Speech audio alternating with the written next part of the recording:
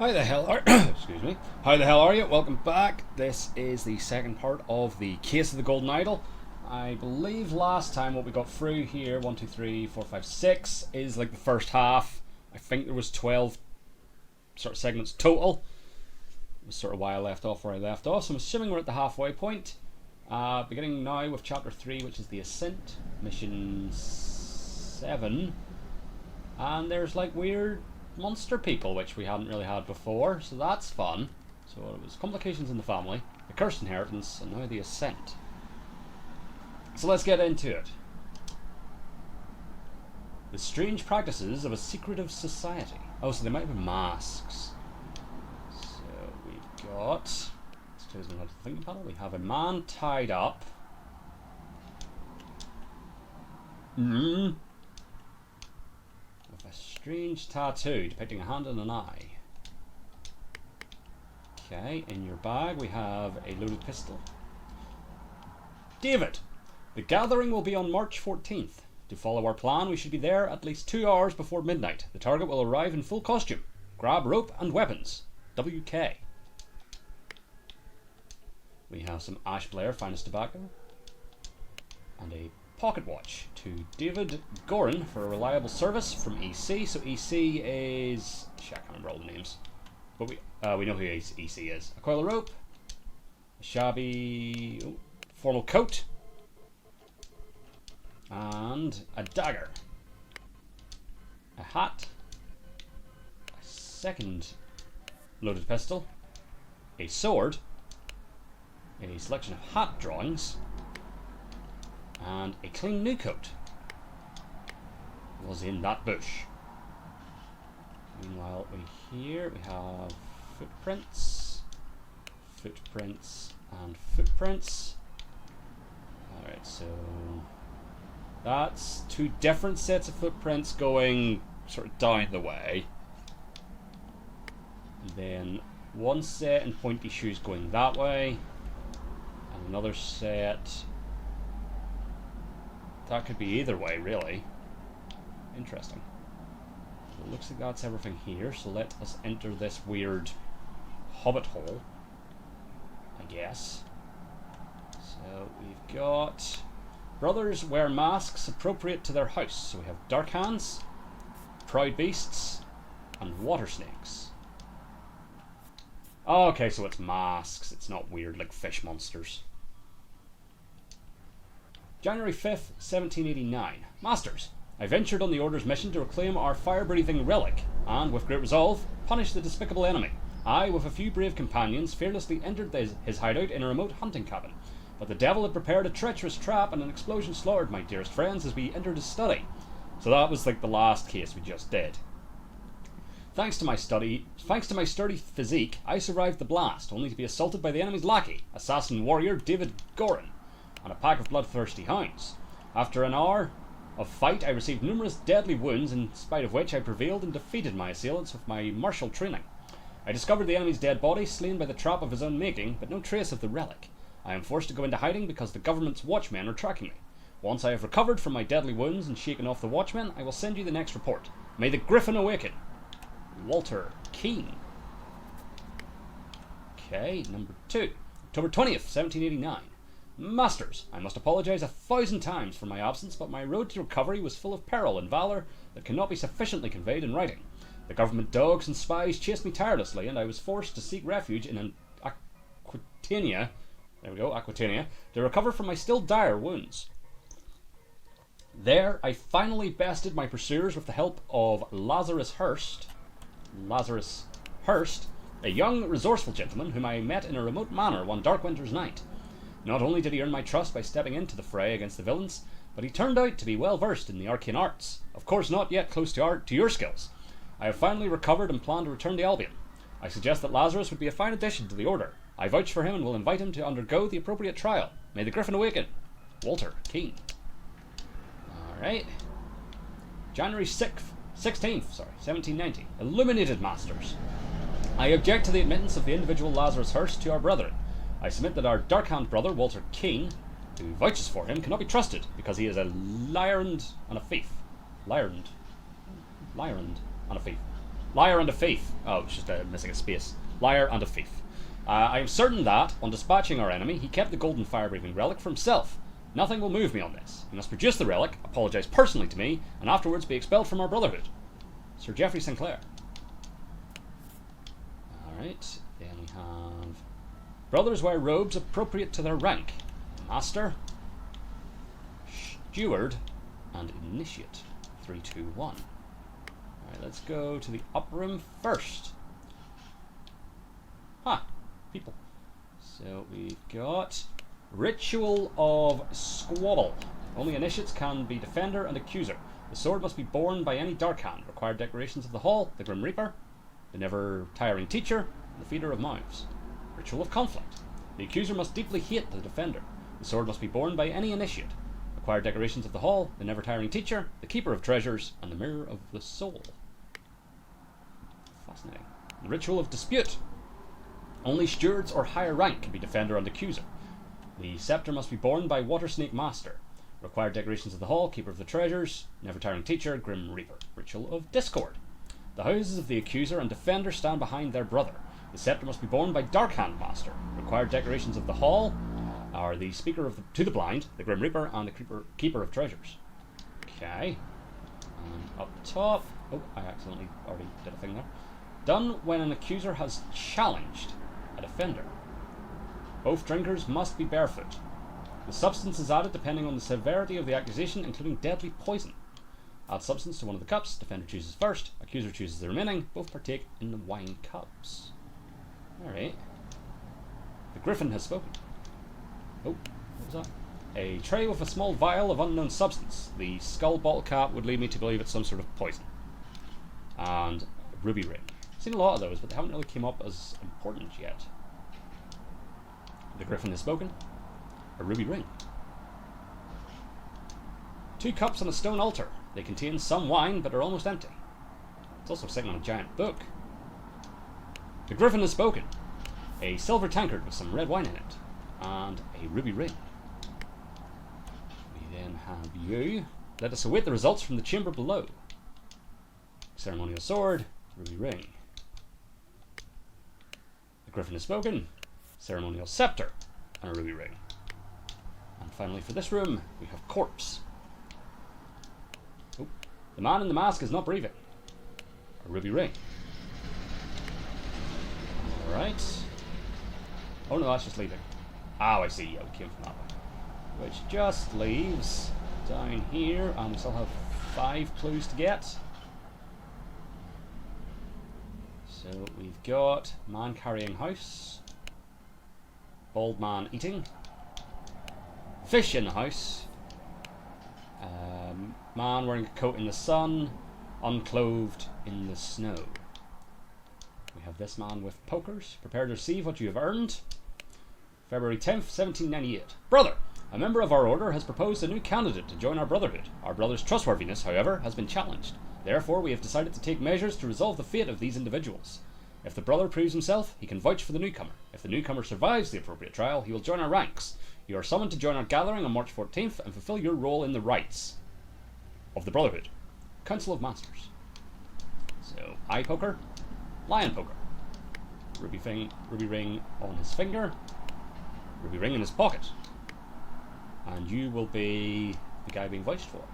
I have signalled to Griffin who I am. I accept my fate, whatever it may be. And then we have here Inception. You must endure the tests of snail, fire, water, and tree, administered by Proudbeast Steward. Evaluation. You must endure the tests of tree, fire, time, and water, administered by Darkhand Steward or Master. Transition. You must endure the tests of star, fire, water, and snail, administered by Water Snake Master. And admission. You must endure the tests of snail, time, water, and star, administered by any master. Right, so we've got all the bits. So, right, so now we just need to figure out who everyone is. So, ritual of... Just see what we have to figure out here. And then that's the whole deal. Right. So the wine one. Well, let's figure out what these bits are first. So, hold on. Back out. So Dark Hand is the hand. Proud Beast is the lion. Water Snake is the snake. Makes sense. Robes. So 3 eyes is master. 2 is steward. 1 is initiate. None of them have. Well, we can figure out which.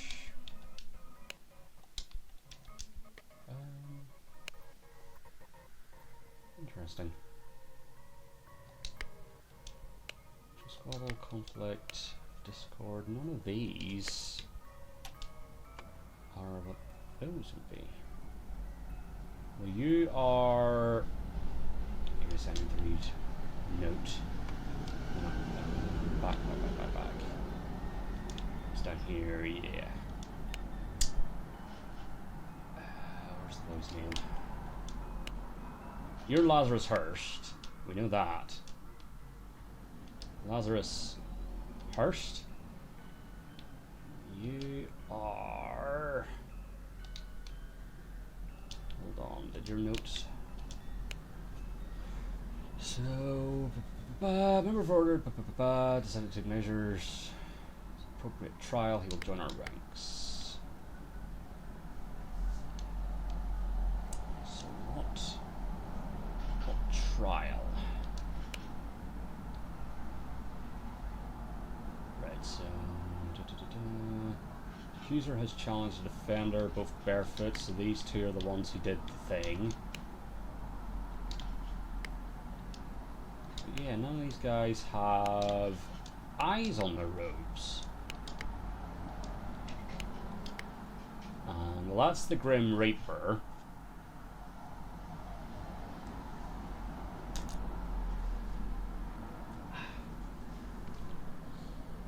And who are you? So I'm assuming you're not David Gordon. No, it is. Maybe you are David Gordon. Let's see. Where was that one? That was one of these, wasn't it? Yeah. Are you David Gordon? No. Interesting. Okay. If you're not David Gordon, who are you? So he's got the eye and the hand. So he would be Dark Hand, 1 eye. So he's an initiate. Dark Hand initiate. Is he Walter King? Nothing in his letter says what he is. So Dark Hand brother Walter King. But there's nothing that specifically says his rank. Are you Walter King? Walter. Oh, you know, it's probably because we don't know who this is specifically, but they are a Dark Hand initiate. Yeah. Alright. So then. What ritual is this that has pokers?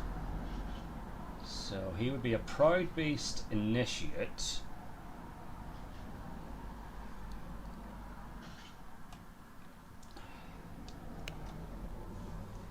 Based off of that.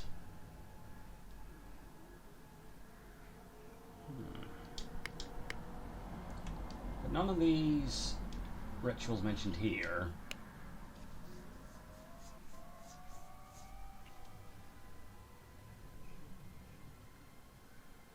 are, what should we call it? Anything to do with pokers. Right, so we've got Grim Reaper. What would be the key? I'm assuming Keeper of Treasures. And what would be the book? Never Tiring Teacher? So it's probably Ritual of Dispute is what we've got here. So Ritual of Dispute. Oh, right. Ritual of Dispute. Right, so who does what in the Ritual of Dispute? Only stewards or higher rank can be defender and accuser. So the scepter is the water snake master. And you are scepter. Water snake master. Then dispute. Let's see. When the accuser is challenged the defender, both bringers must be barefoot. So yeah, there's nothing that says who these guys are. As far as I can see. So that's just, yeah, we know how to determine house and rank, but there's nothing on any of these guys that says who they are.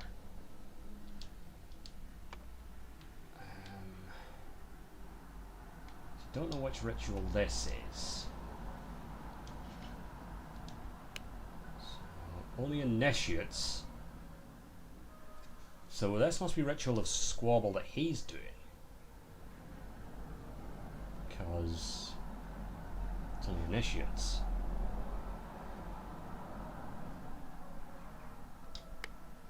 I'm assuming.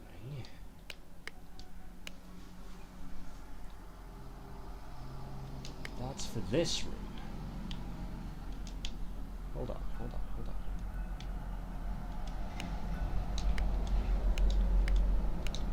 So, man carries house. Bald man eats, but without a mouth. Fish sits in house. Man takes his coat off and it starts snowing. And what's the full thing we're looking at? Blah blah was blank to a blank ritual. He blank blank ambush blank blank. Right. And what was this again? Oh right, yes, of course. Sorry, I was being stupid. Forgot about this bit. So this is what he's doing. So house, food, fish, snow. Or is that snail? Yeah, because the snail carries its house on its back. So what starts with snail? Then what does that have to do with fire? This is that one, but I don't see how that works either.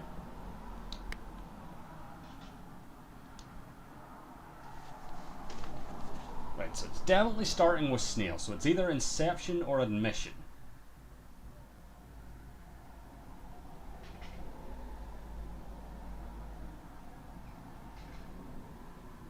I suppose it would make sense to be admission because he's being admitted. Yes. So ritual of admission, which can be administered by any master, but then I'm assuming because of this, we could assume he's a Proud Beast master. Proud Beast master. Okay, so there's something wrong here. So it's either... He's definitely Lazarus Hurst. We know that. So either I've got the ritual wrong, this entirely... So I've either got the ritual wrong and one of these two, or just both of these two. So let's start here. So if it's not admission, inception. So that's still 2 or fewer slots are incorrect, which means... If that hasn't changed, what does that mean? Does that mean that's... Alright, well, just to see. If I change this to...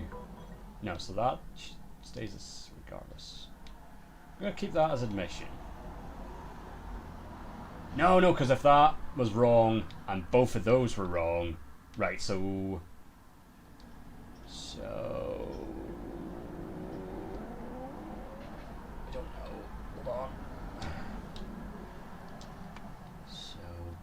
Proud Beast, perhaps.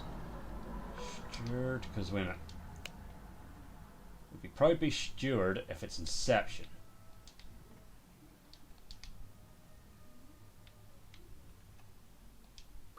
Yes, so it's the Ritual of Inception, so that's a Proud Beast Steward. So you are Proud Beast Steward. Yep.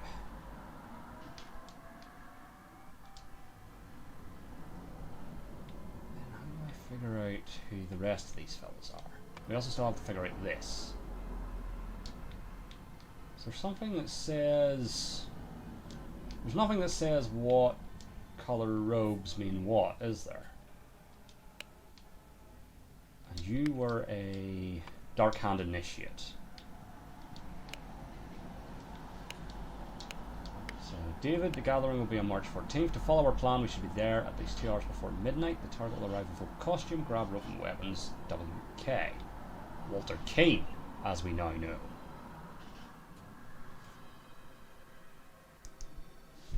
Right. I'm trying to do those fight hints as well. So, what am I missing here? Well, wait. So, I have this pegged as being the Ritual of Dispute. So, you're Water Snake Master. Which would mean perhaps that's always the Water Snake Mask. Which makes you the Dark Hand Mask. And White Robe is Master. Red Robe is Initiate? Yes. Alright.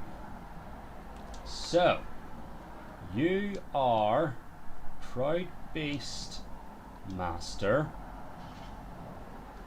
Dark Hand Initiate. Is that right? Hold on. Yes. So then you guys are your Water Snake Steward, your Dark Hand Steward, and you are Water Snake Initiate. No. So there are incorrectly filled, but not enough that it's narrowed down for me. So does that know what that all means? Proud Beast. Assuming that's, yeah, like it wasn't matching up these as like, it's, the robes mean this, the masks mean this. Did I make a mistake somewhere?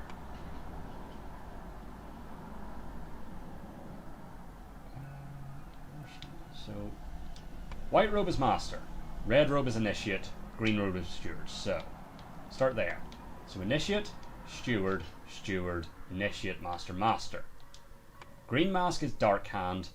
Blue Mask is Water Snake, Red Mask is Proud Beast. Proud Beast, Dark Hand, Water Snake. But I guess not. Alright, let's read through these again. So Grim Reaper is definitely that. Never Tiring Teacher, I would assume is the book.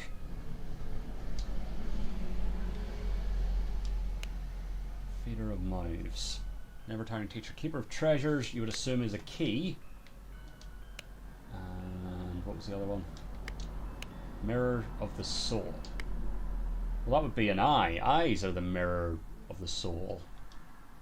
You would think.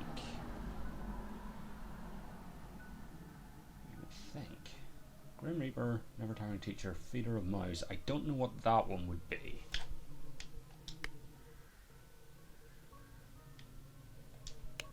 Dominant Accuser's challenge the defender. If drinkers must be barefoot. So I have this currently pegged as being dispute. Stewards or higher rank can dispute, so they're both stewards. I mean, that all seems like it makes sense, because yeah, the red ones are just doing like the pouring and the serving, so they would be initiates. We know this guy has to be a Water Snake Master because of something. Well, assuming it's the right... Well, we know it's the right because that mask is Water Snake. Huh.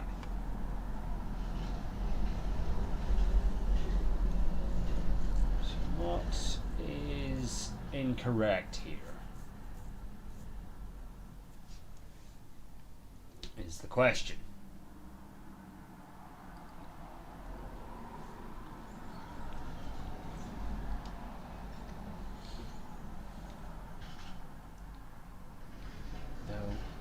So we know David Goren is here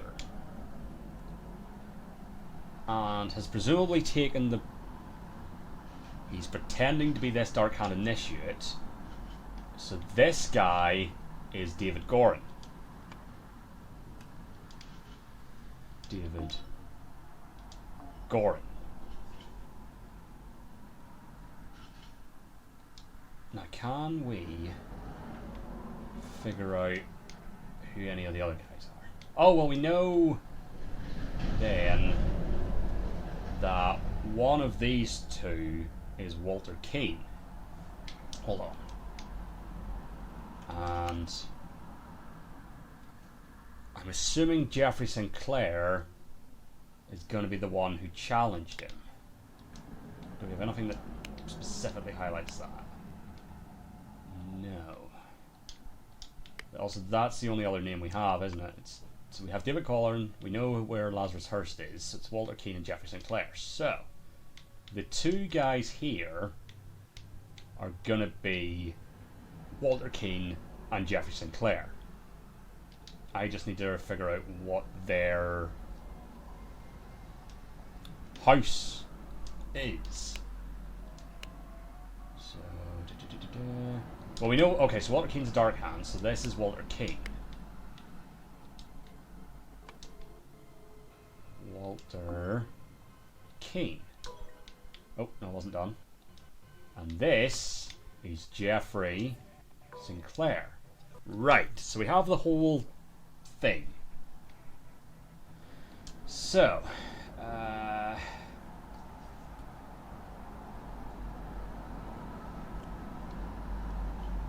well, this bottom one is Lazarus Hurst past the admission.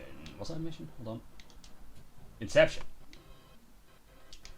Past the Inception ritual to become a Proud Beast Initiate, because that's what the brand is. So this will be Walter Keane was challenged to a dispute ritual. Dispute ritual. He with David Goren ambushed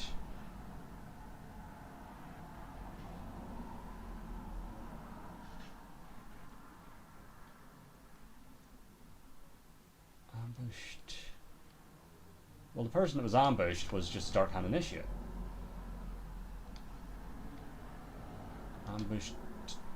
Ambushed Dark Hand Initiate? Then David Goren posing as Dark Hand Initiate signaled to Walter Keane with a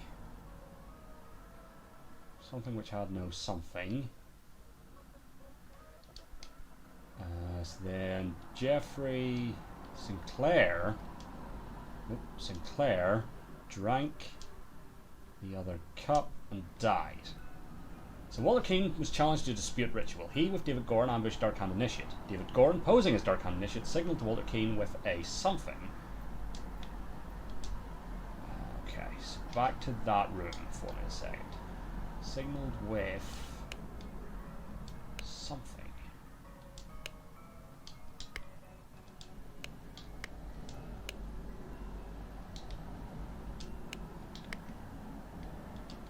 Signaled with a... well, that'll be cup and poison.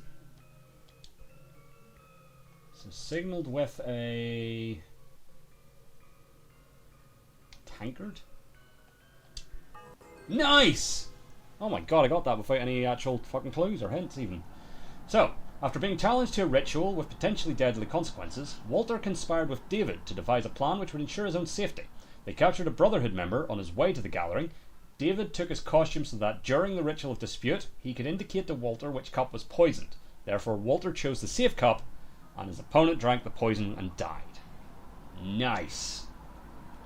Gotcha. Part 2 of Chapter 3.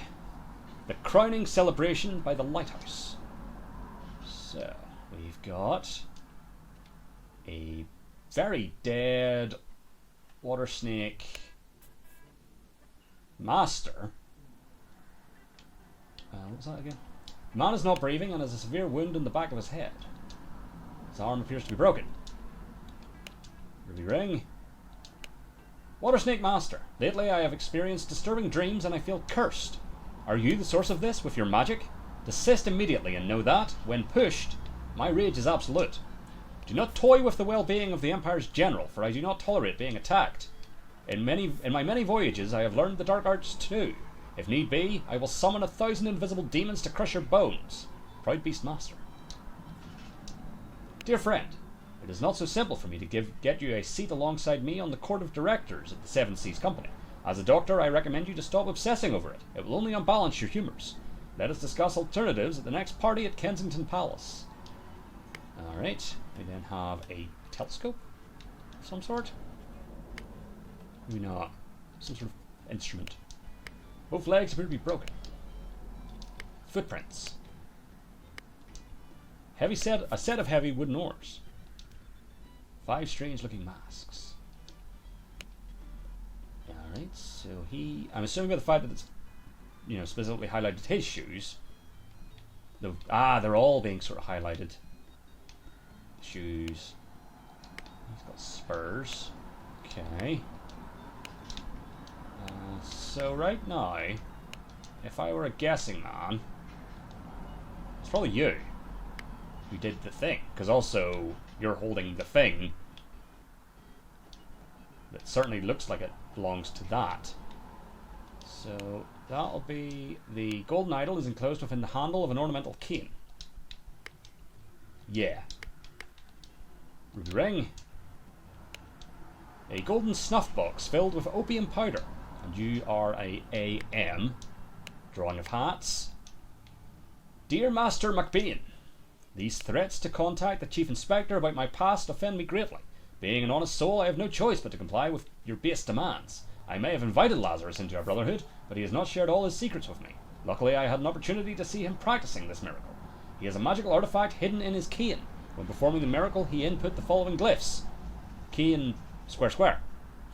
Then he presses a small lever on the handle of the cane and it grants him the powers to demonstrate the miracle. I have no doubt that the staff will work just as well in your hands as his. Sincerely, Darkhand Stewart, who we would know to be Walter Keane. Shoes. What an honour to experience such a historical event. Ruby ring. Clock. It is just after 25 past 12. Protocol of an attempt to demonstrate a miracle. June 23rd, 1791. Location, the lighthouse on Gull Islet, near the Horn of Codhead. Time, noon. Present, Lord Angus McBean, Lord Alistair Cock, Dr. James Turner, probably Coke, isn't it? Sir Walter Keane, Lazarus Hurst, Sir Walter Keane. In charge of notes, Mr. Nicholas Maker. Alright. And then on this one, Dear Watersnake Brother Maker, as the director of the Seven Seas Trading Company, I do not assess work applications. Please go through the official channels so my staff can evaluate your credentials as an attorney. Darkhand Master, JT. So JT is James Turner. AM is Angus McBean. So you are Angus McBean, because you've got the AM snuff box. Delightful. We then have this fellow. And thus, Grithman Reborn revealed himself to his brothers by demonstrating a true miracle. You've got the ring and a silver crown with gems. Also, did I read what yours said? Did you say anything? Yeah. Here, I brought back your staff, O Griffin Reborn. We then have Kneel before Griffin Reborn and make ready. I will lead you brothers to great many changes. So you are probably... Guy. God, I'm terrible with names. So, miracle preparation. After the input, aim at the sky, press the lever to maximum position and hold for at least 10 seconds. At this point, the idol should be full enough to perform the miracle once. Miracle. Hypothesis. The water works better, but the effect is not as convincing. Therefore, main challenge is ensuring my balance when holding on to the idol. Practice is paramount. Safety notice. Upon pulling the trigger, if the glyph input is meaningful, the idol will perform the indicated action on the target it can see. If its eye is red, it is ready for the input, and it will turn blue afterwards. If the eye is blue, you can only perform input, and it will turn red afterwards. Right. Can we see... We can't see the eye. Oh, I didn't have it right. So, hold on. Just so I can remind myself who you are. You are Lazarus Hurst, I assume. That was an actual miracle. Unbelievable. So there is a Griffin Reborn. Oh, it's a seal. Okay. Oh, we're not done with the seal. Heavy seal with the number IIV.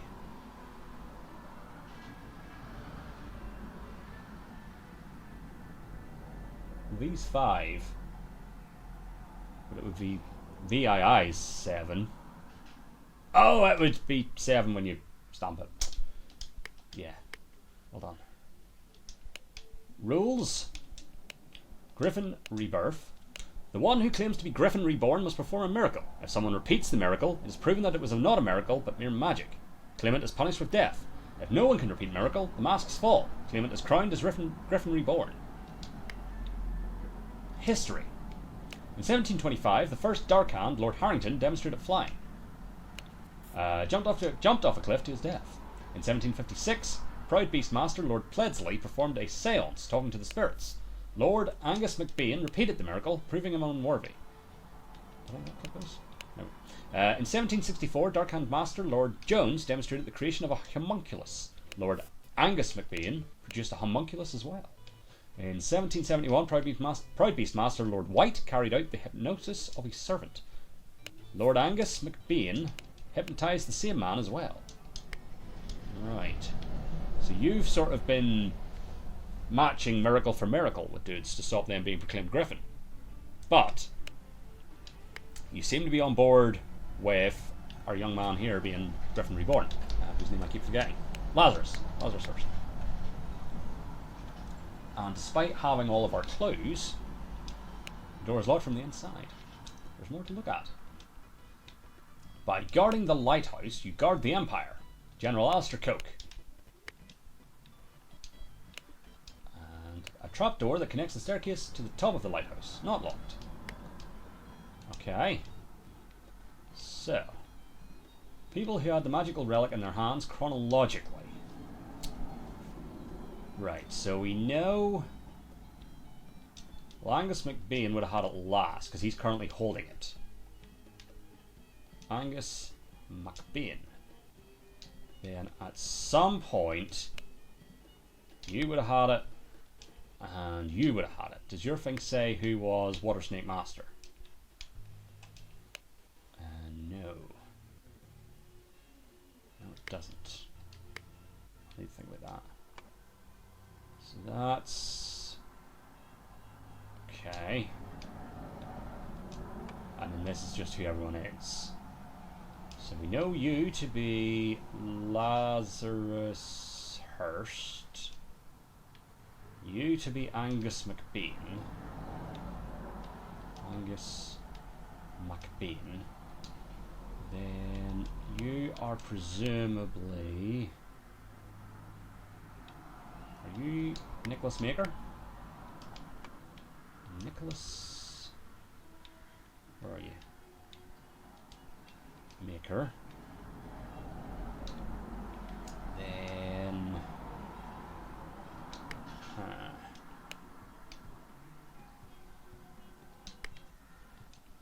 So...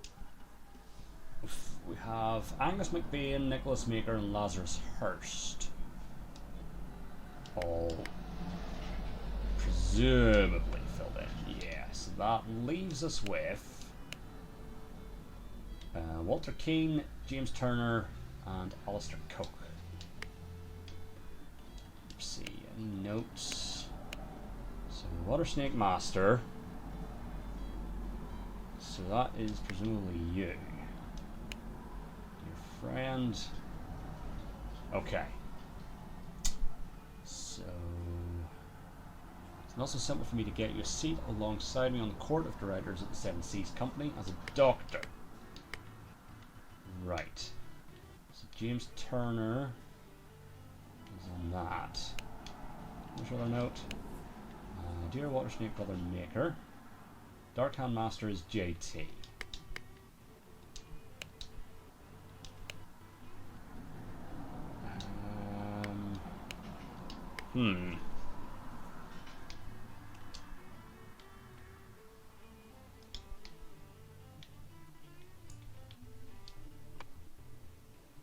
So, Water Snake Master.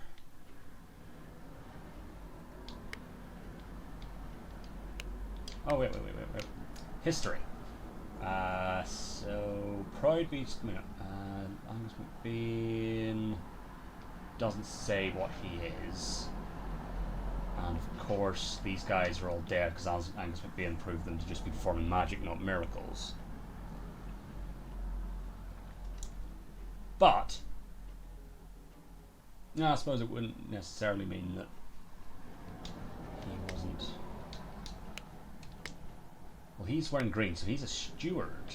Angus McBain is a steward.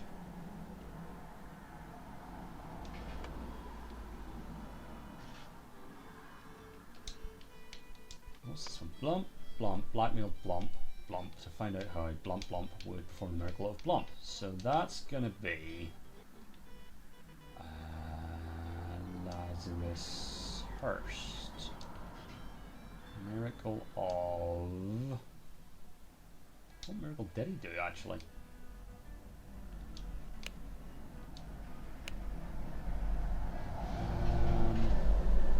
Dear Master McBain. So we know Darkhand Steward is... God, I am getting a bit lost in the weeds here. Right for everyone. Look for notes.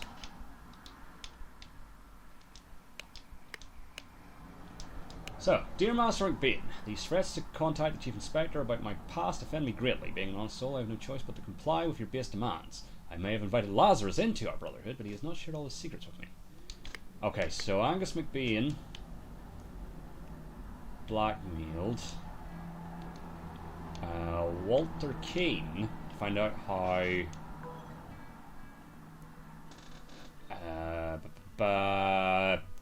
Lazarus Hurst would perform the miracle of... What miracle did he perform here?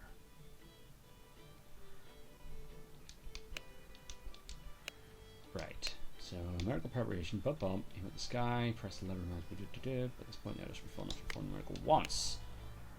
Water works better, but the effect is not as convincing. So,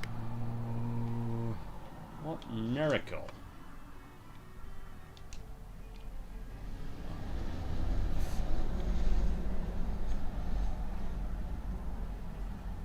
Flying? No. Hypnosis? No.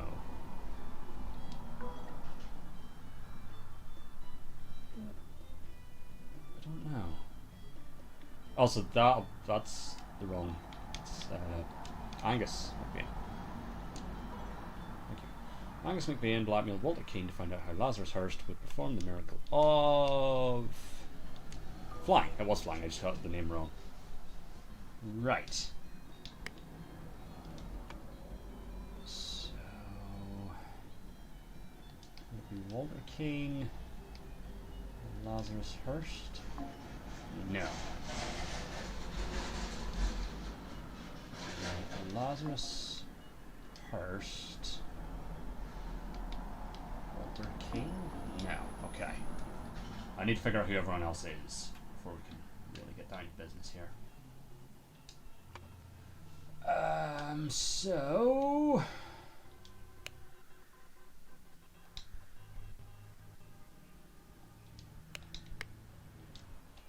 Are you Walter King, perhaps?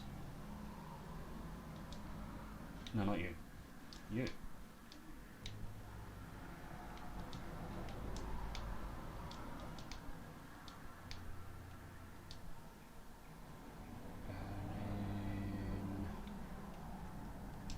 Maybe James Turner. Which would be you, Alistair Coke. No. So a lot of that is wrong still. So what was this? So the Garden Lighthouse, you guard the Empire, General Alistair Coke.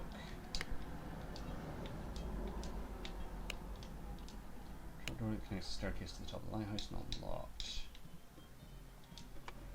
Okay, well we'll come back to that. Let's not try and solve the main mystery until we solve the rest of the mystery.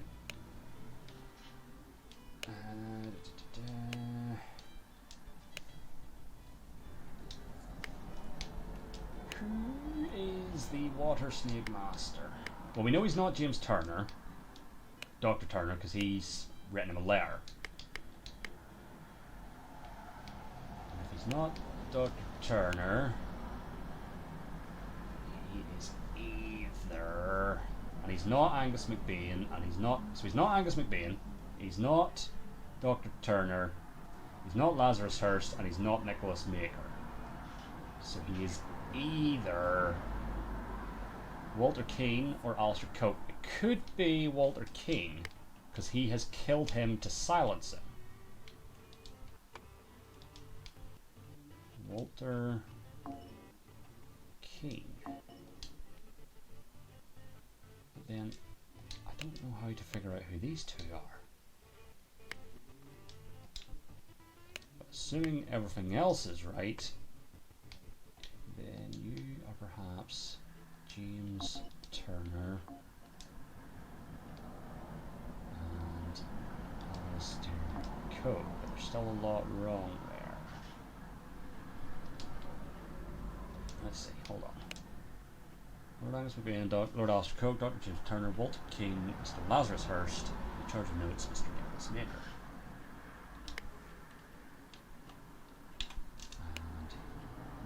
Brother Maker is the director of the Seven Seas Trading Company. I do not assess work applications. Please go through the official channels and my staff can evaluate your credentials as an attorney. Right. Is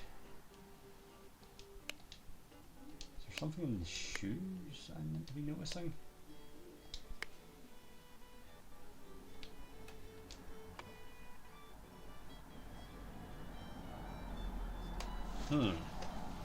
This is the other bit. I don't know who would be getting killed. Might need to go for a clue on this one. Wait, rules. No, that's just...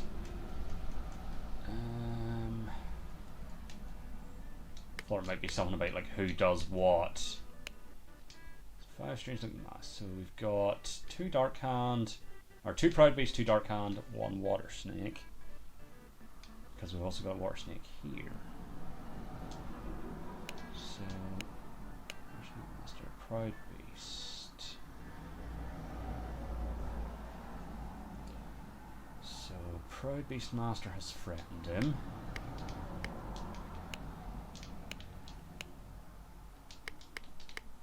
I genuinely don't know. Because, like, Angus MacBain literally has it right now. He's holding it. Oh, I know. Wait, hold on. Oh no. So he can't. He mustn't be. God, this is very.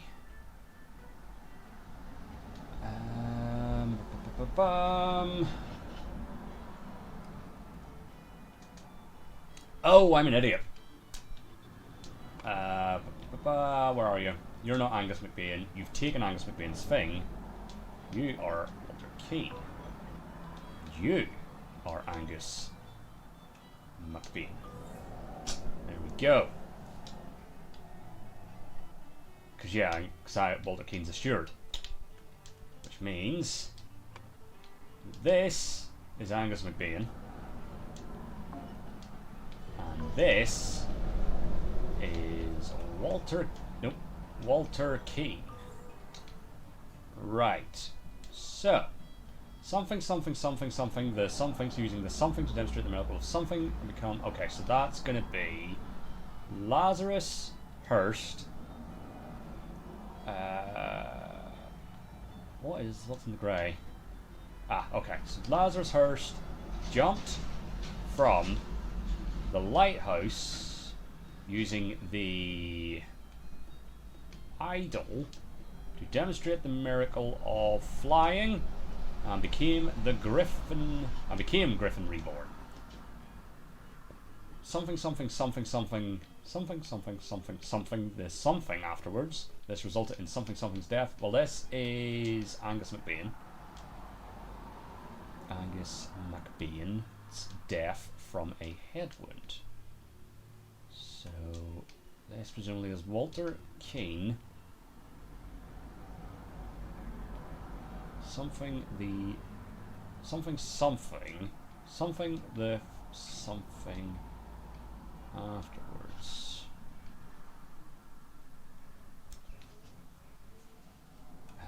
Walter Keane pushed, no,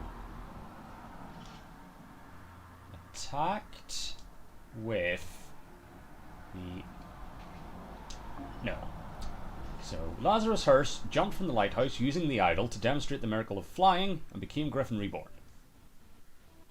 This resulted in Angus McBean's death from a head wound. Those two bits are right. The middle is wrong. In some shape or form.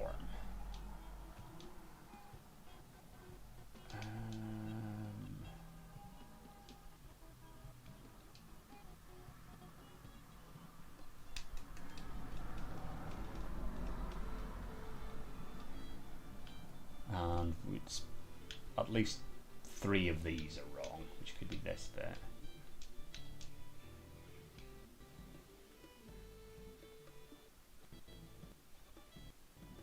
Jumped from? Oh, okay, so 2 things are wrong there. Or 2 or fewer. Oh, I'm an idiot. It's, wasn't a murder. Angus McBean. When Lazarus Hurst jumped from the lighthouse and of course it was, because Angus McBean always tries to prove it was just magic. Fucking hell, I'm not great. When Lazarus Hurst jumped from the lighthouse and survived using the hidden golden idol, Master Angus McBean thought he had enough information to repeat the miracle and prevent Lazarus from becoming Griffin Reborn. He seized the staff from Lazarus and locked the lighthouse door to prevent foul play. However, he did not know all the secrets of the idol, and it did not work for him, and Angus jumped to his death. Got it. Brings us to the final part of Chapter 3, the interrupted weekend at the Doctor's Salon. Ooh, we've got a lot of people here now. So, start with the stuff on the wall first. Tea house, chess house, croquet field, library, salon, flower beds, and fountain. Okay, window. Oh no, that's... I want to specifically go back to where I was. I didn't realise that was an arrow. So we've got a full glass of sherry, an almost empty glass of sherry, a bottle of sherry, fallen bottle of sherry, the seals of the 12 Lemurian clans, 1 axe, 2 axe, okay. Psychoactive plants, drugged symptoms, spotty onion, an illusion of unity with the universe, increased appetite, hiccups, black poppy, sleepiness, whites of eyes, get a pink tint. Lemurian lichen, hyperconcentration on one thing, loss of perception of time, rapid blinking. Red berry, surge of energy, vocalization of all your thoughts, twitching and aggression. Alright, we then have a bloody boomerang. With that being all the stuff, let's look at the people. Oh lord, I did not expect something like this in our household. Slightly grassy garden shears. This is such a mess, however will we clean the blood out of the rug? Oh, so he's got the pinky eyes, so he is Black Poppy. Is that pink? Is that what I said? Yeah. Remember that. He's been Black Poppied for some reason. Ha! Leopold, your plan to frame 2 is sublime, but your missing button is more than enough proof that you did it. Constable, please escort this man out. Ring of ruby, clean doctor's scalpel, and a clean small sword. So you're a doctor. James, this is preposterous. You know damn well he was killed by that Lemurian savage. And you've got a clean small sword. And dear friend, now that the elections now that the elections are over, please join me for a leisurely weekend at my manor with good old Augustus and some other fine fellows. We will have some drinks and discuss what to do about that Prime Minister position. Kindly confirm your presence. Dr. James Turner. So you're Dr. Turner. Did we have a name on this one? Nope, just your friend. But we can assume he is Leopold, but he also has the pinky eye. Did you have? No. And we saw you at the last place, but I forget what name you were. This is outrageous. I thought you were an honourable man, Leopold, not some Aquitanian agent trying to sabotage our friendly relations with Lemuria and provoke a conflict. Ring of ruby and a clean small sword. He stole his life just like that. The doctor is a smart man since he saw through his lies. Also clean small sword. Dear friend, at one of the balls you said that you would love to meet someone actually interesting. I am having a weekend of drinks at my manor, and a prince from the 11th clan of Lemuria will be joining us. Please do us the honour of your company too. Kindly confirm your presence. Dr. James Turner. Alright. I hope the host did not notice me when he was leaning over the sleeping eye patch gentleman. Spicy smelling ornamental box. A brown stone slate seal. So you're presumably the Lemurian. A clean Lemurian war club. Yeah. Dear Prince, as you know, I am a great aficionado of Lemurian culture.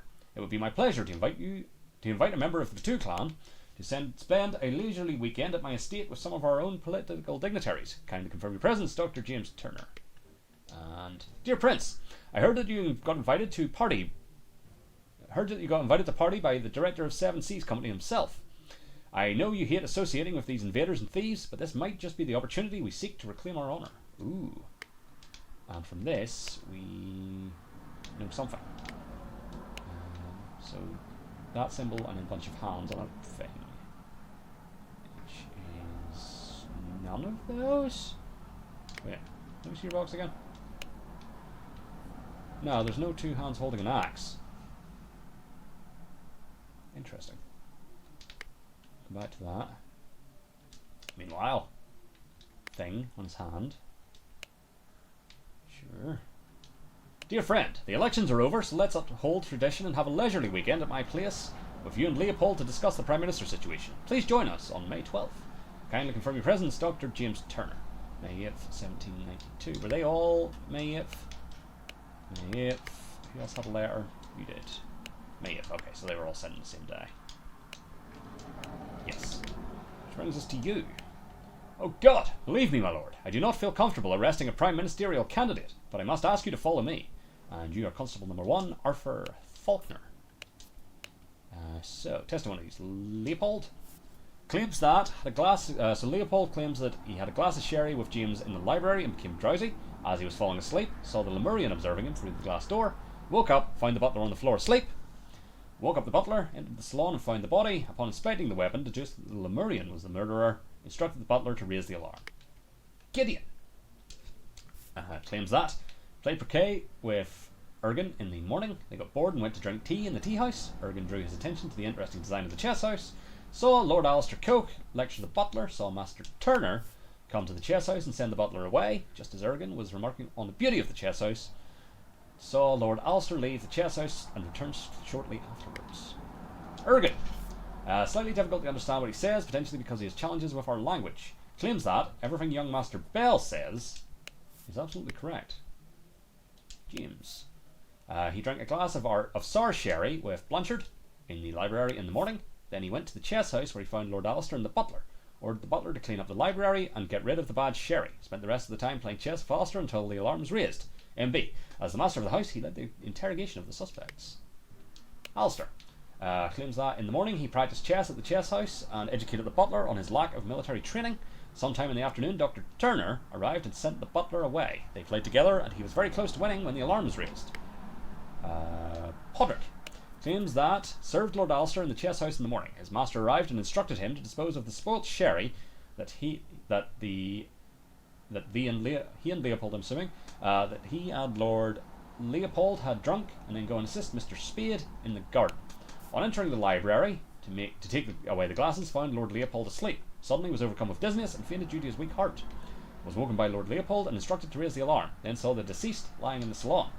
And Billiam, planted and pruned all morning by the chrysanthemum bush, saw the young gentleman and the foreigner leave the croquet and go behind the manor. In the afternoon moved to the rosebush. From there saw Lord Augustus leave the fountain at around noon.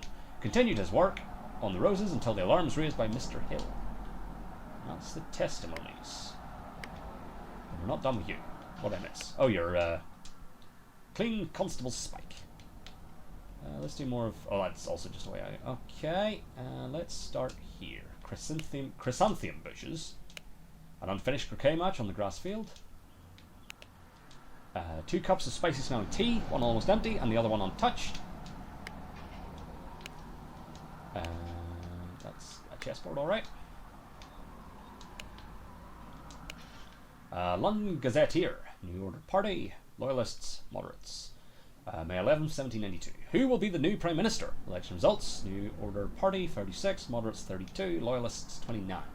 The New Order Party have the most MPs, but it is clear the 2 old parties will form a coalition.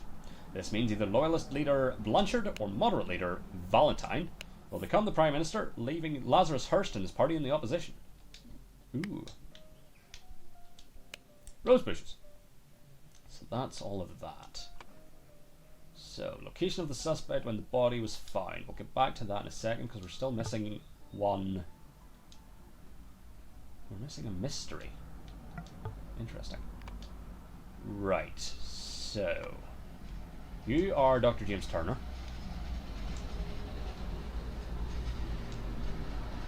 You're the constable whose name is Arthur Faulkner.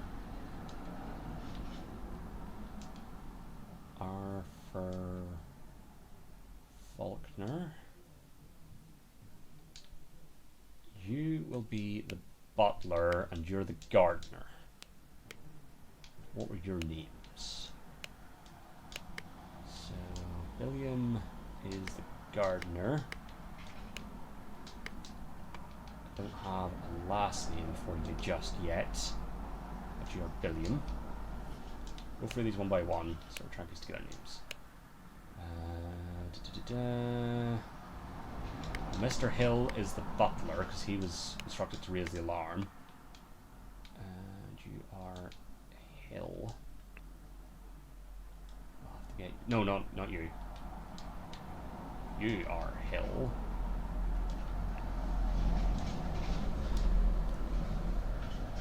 Were you... No, you weren't Walter Keane. Who were you?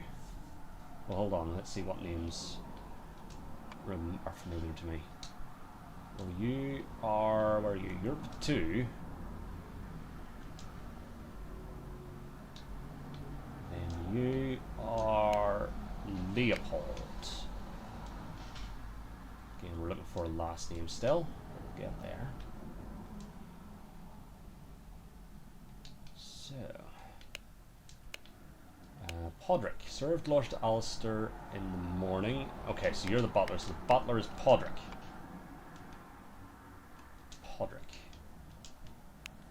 Back to this. Podrick. Served Lord Alistair in the chess house in the morning. His master arrived and instructed him to dispose of the spoiled sherry that he and Lord Leopold drunk and assist Mr. Spade. So the gardener's last name is Spade. Boom. Any other names mentioned here? No. Alistair. In the morning, he practiced chess at the chess house and educated the butler on his lack of military training. Sometime in the afternoon, Dr. Turner arrived. Right, so... Hold on. James... So, Lord Alistair, did we get a... No. Get a name there. Who drank sherry? Who's Blanchard that drank sherry? It's Lord Leopold. Alistair Leopold?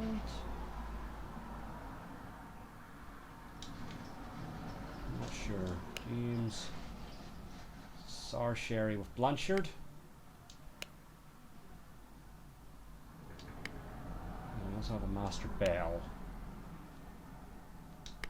Gideon Ergen in the morning.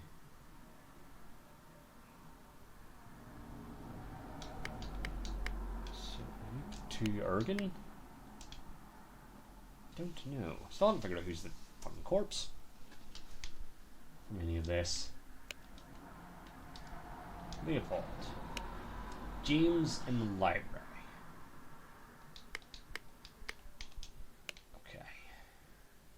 So anyone with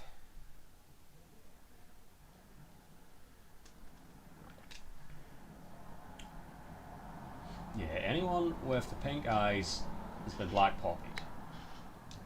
Butler? Nope. Nope. Somebody else does. I forget who it is. And Eye Patch. Eye Patch we know to be Leopold anyway. My foot's falling asleep. Right. Gardner. Where was Gardner when alarm was sounded? In the roses. So, flower beds. Butler was in the salon. Is that when the body was found? Because he found the body. So the butler was in the salon. Nope, where'd it go? Salon. Doctor, we know to be James.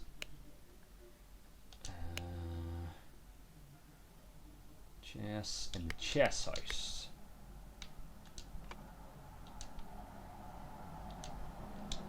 Now, who is Alistair? Do we have an Alistair? We haven't identified who Alistair is yet. Oh no, actually, you might be Alistair Coke. Because I recognise you and I recognise that name. That makes sense. So who is Gideon? Yes, yeah, so you must be like Ergen Batu or Batu Ergen. I'm going to assume Ergen Batu.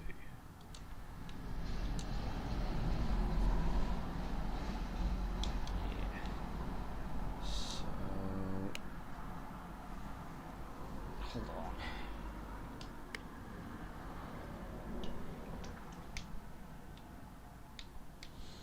Hold on. Robert's Loyalist is Leopold because he's got the eye patch, as does that cartoon. As does the picture there, actually, to be fair.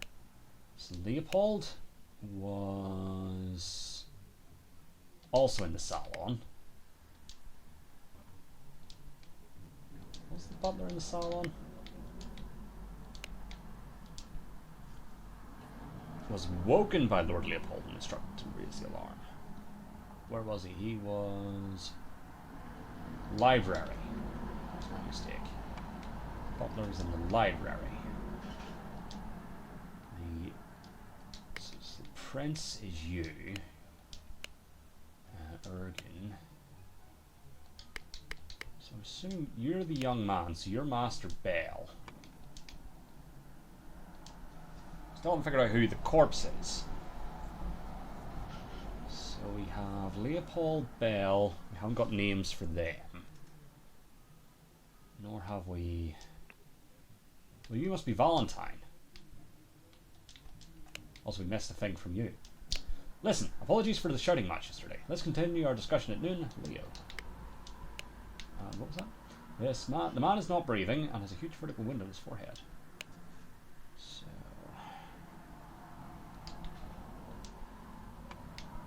Right. So who was Valentine? Or Valentine? Oh, we're not done with you still. Oh, the sword.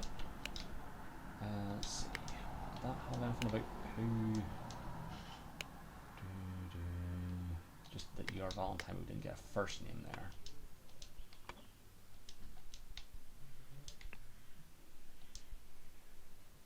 So, with William Spade, Podrick Hill, James Turner, Leopold something, Alistair Coke. Well, Gideon would be a first name. Gideon Bell. Leopold Blanchard. And Augustus? Hell yeah! Right, so we now know who everyone is. We haven't figured out where everyone is yet, but we are getting there. So the general is presumably Alistair Coke. The man is... But now that we know who everyone is, we can do this a bit easier. So the young man is Gideon. Gideon. So, played croquet with Ergen in the morning. Tea house to drink. Ergen drew his attention to the interesting design of the chess house. Come to the chess. So, chess house? Chess house? For you. And you. And then Coke. Is that right? Also chess. Feel like that's too many people for the chess house. Were they tea house? Yes, they were tea house. They just had pointed out the design of the chess house. Alright, so we know who everyone is and where they were when it happened. So you are Augustus Valentine. The boomerang is the murder weapon. The salon is where he was murdered. Body was found by... That was Leopold, wasn't it? Yes. And Leopold, as we now know, is Leopold Blanchard. Body was found by Leopold... Nope, stop moving them, just Leopold Blanchard. Right, so early in the morning, something, something, something, something, something, something, in the something and a something, something. Meanwhile, blah, blah, blah, okay. It's quite hard to... because we don't have a lot of...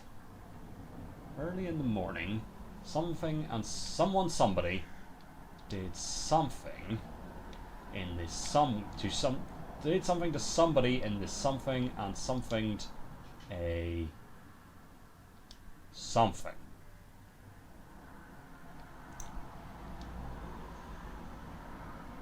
I don't know who did what to who early in the morning. So let's see. That would be morning. Who had early in the morning? So Gideon and Ergen played. Let's play other things. No. Meanwhile, in the somewhere, someone and someone, something, something, and something, a Lemurian something from the something, in the somewhere at noon, something, something. Okay, well, this is going to be in the salon at around noon. Leopold Blanchard. Oh, never mind. I thought it was going to be like found. Something onto him to something, something, something. So we've drugged, frame, killed, provoked, stole, planted. We have 6 things. We have 1, 2, 3, 4, 5, 6, 7. It's just figuring out. Like, it's a lot of blanks that you then just have to fucking figure out what they're trying to get you to do. So someone either drugged or killed or planted. It could also be stole. I feel like frame doesn't work there. Or provoke. So someone... Okay, hold on. Early in the morning. Who had an early in the morning? You did all morning. Alistair in the chess house in the morning. In the morning, practice chess. James Sarsheri with Blanchard in the morning. Gideon. So, someone, I'm assuming that first one is drugged. Someone drugged someone, and who had the sherry? Where were they in the sherry? Library. In the library.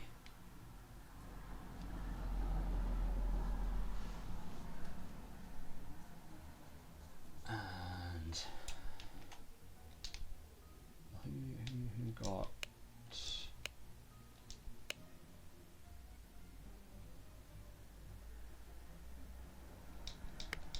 Yes, so Ergen 2 drugged Leopold Blanchard in the library, and something. So I'm assuming that's the library. And what though? Meanwhile, in the somewhere, someone, something, someone, and something, a Lemurian something from the something. I'm just not entirely sure what it's trying to get me to piece together here, honestly. It's just a lot of fucking blanks. Well, Augustus Valentine's the victim. Boomerang is the murder weapon. Sloan is where he was murdered. Body was found by Leopold Blanchard.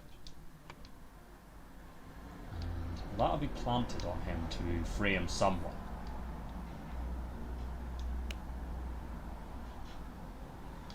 Ah.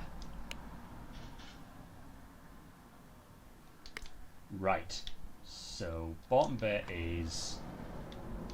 and planted the button on him to frame Leopold Blanchard. So in the salon at around noon, Ergen 2 killed Augustus Valentine and planted the button on him to frame Leopold Blanchard, and stole a button. Boom. Meanwhile, in the somewhere,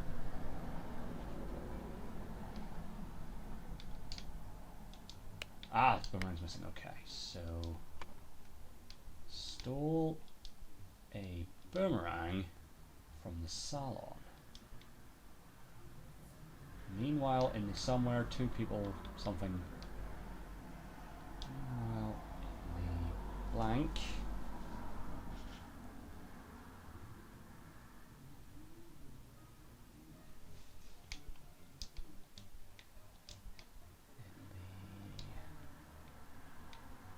So what we've got so far, so early in the morning, Ergen 2 drugged Leopold Blanchard in the library and stole a button.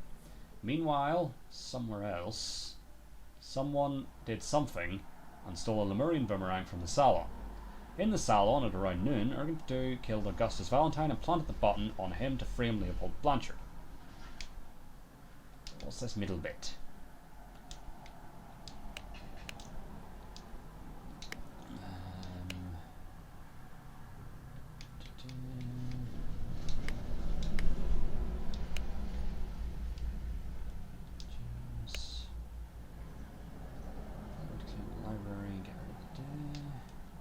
Alistair. Morning practice chess. Sometime in the afternoon, Dr. Turner arrived and sent the butler away.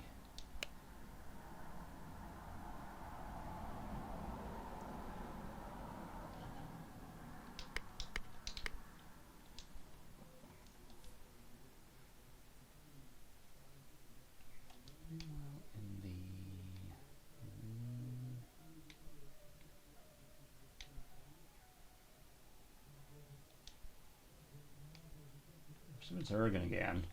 Urgan to...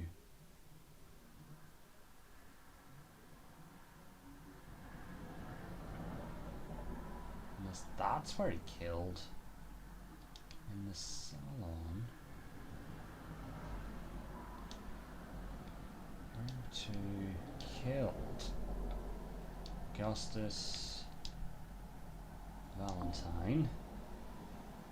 In the salon at around noon. Or was the kid in on it?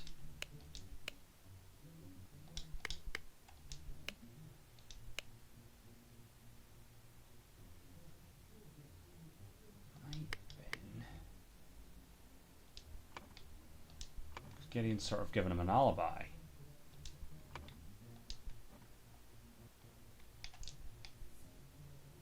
So let's try that. Gideon's name again? Gideon Bell. Gideon Bell killed Augustus Valentine, stolen and murdered Boomerang from the salon. In the salon room 2.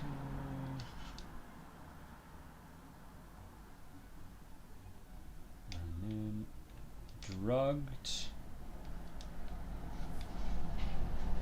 Podrick Hill.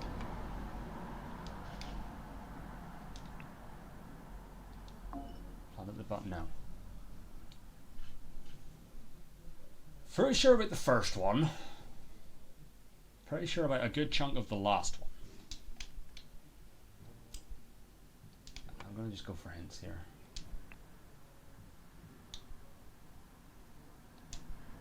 Okay, so... Oh, the person doing the drugging was wrong. Alright, so... Is that Gideon Bell?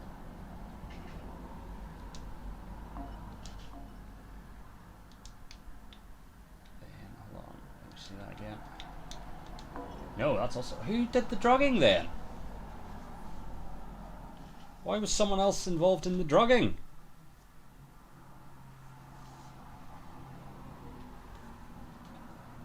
Okay, so I'm pretty sure the bottom one is killed Valentine. Since it was wrong up there. So, give me that. Killed Augustus Valentine. So, just check that. Yeah. So, in salon around noon, someone else did the murder. I have clearly missed something. But the framing was right. It was right to be framing Leopold Blanchard. Leopold Blanchard was drugged. So, meanwhile, somewhere else.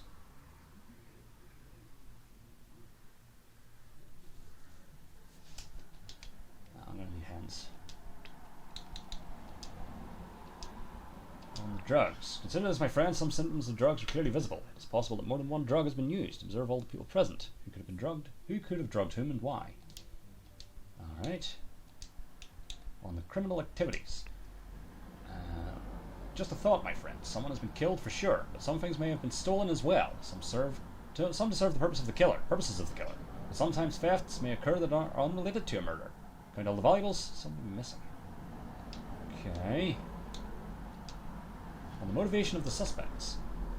Contemplate this, dear friend. This is no ordinary accidental death or crime of passion.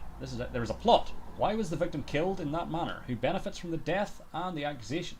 All of this seems very political. Of course. And on the identities of the people present. Well, we've got this spell already. We've figured that out. I was thinking, my friend. There are many people present. 2 servants, 1 lawman, the host, and several guests. 2 of these are known to you by now. You met them at the lighthouse. Some of these are famous politicians. Some of these are just incidental guests, like poets or princes. Right. So, hold on. Where's my thing? There it is. Back out here.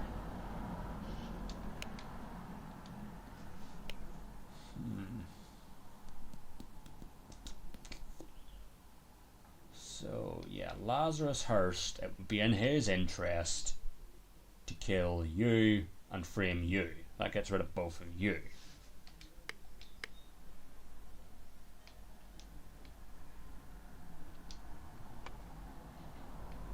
But you're not here. Anybody else have a letter that isn't just an invite? So you've been drugged, and you've been drugged. But we figured that out already. So what are the other ones? Surge of energy, vocalization of all their thoughts, twitching and aggression, hyper-concentration on one thing, loss of perception of time, rapid blinking. Anybody rapidly blinking? Oh, you're rapidly blinking. Alright. Are we to take that as hiccups, perhaps? Right, okay. Okay. So meanwhile, in the tea house, Ergen 2 drugged Gideon Bell, stole the Lemurian boomerang from the salon. This wasn't Ergen 2. Who did this? Who would have? If not, apologies for the shouting match yesterday. Let's continue our discussion at noon. Leo.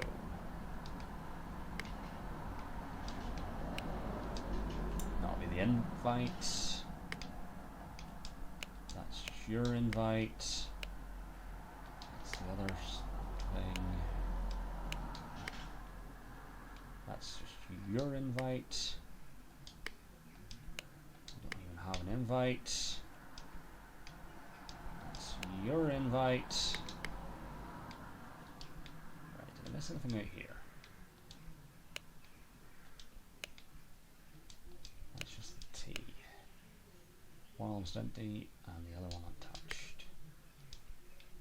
Chess. Is there something I need to know about chess to glean from this?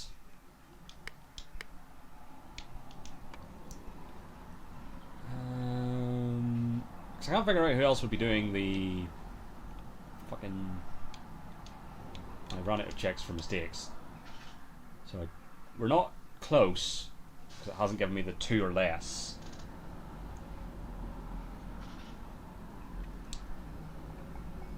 And I can't remember what was right now from my previous attempts.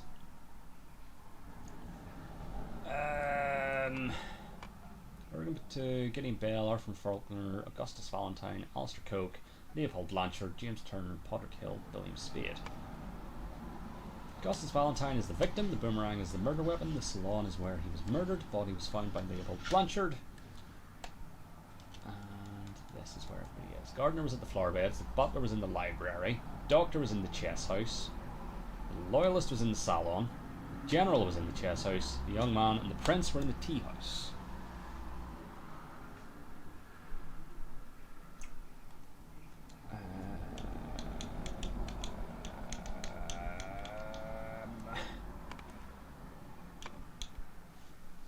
Who else would have been drugging? Unless it was Turner? Whoa, yeah. I don't see why it would be Turner.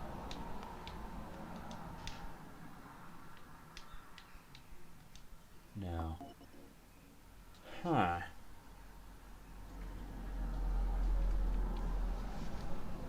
What am I missing here? Back to the fucking salon. Oh wait, we've missed a room. Nope, that's just another way in. That's unfortunate.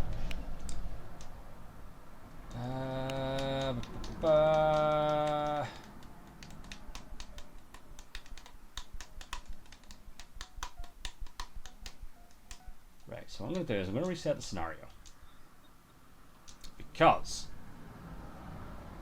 I want to get my check for mistakes back. I'm just going to do everything quickly.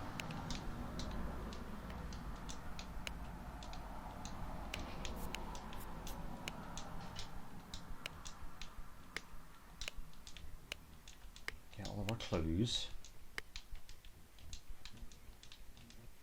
Still haven't seen any importance to the rings. One bottle of sherry. Full glass. Empty glass. Ah! Of course! Whoever was drinking the sherry with him.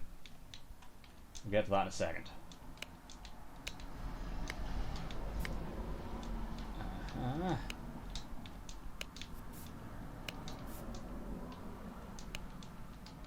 Ah, that's how we figure out what his last name is.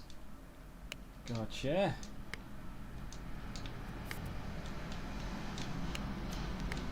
Oh no, we're done there. Still not done. Bob. You are for Faulkner. So, yeah, it was James Turner did the drugging.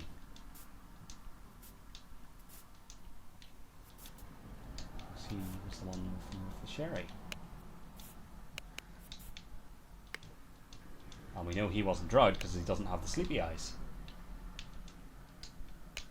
Alright.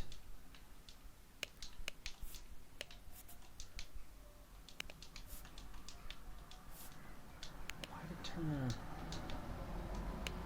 Oh yeah, and your pike. That's everything in here, except for this.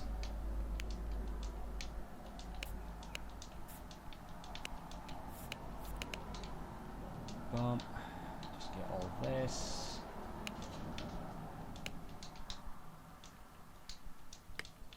Still don't know the significance of the chessboard. I'm sure there is something. Right. So the gardener was at the flower beds. The butler was in the salon.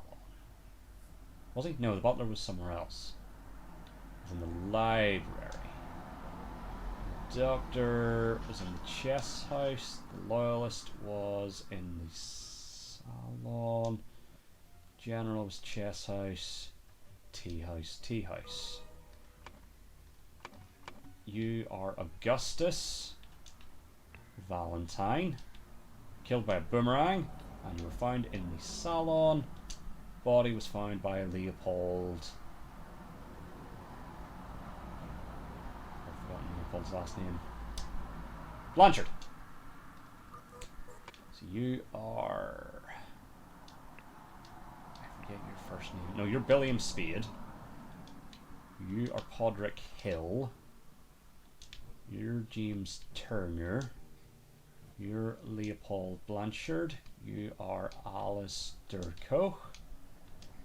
You are Gideon Bell. You are Ergen Du. You are a detective who I forget your name, but it's something Faulkner. Arthur Faulkner. Arthur Faulkner. And you are Augustus Valentine. Right. So, James Turner drugged Leopold Blanchard in the library and stole a button. Meanwhile, in the tea house, Ergen II drugged Gideon Bell and stole a Lemurian boomerang from the salon. In the salon at around noon,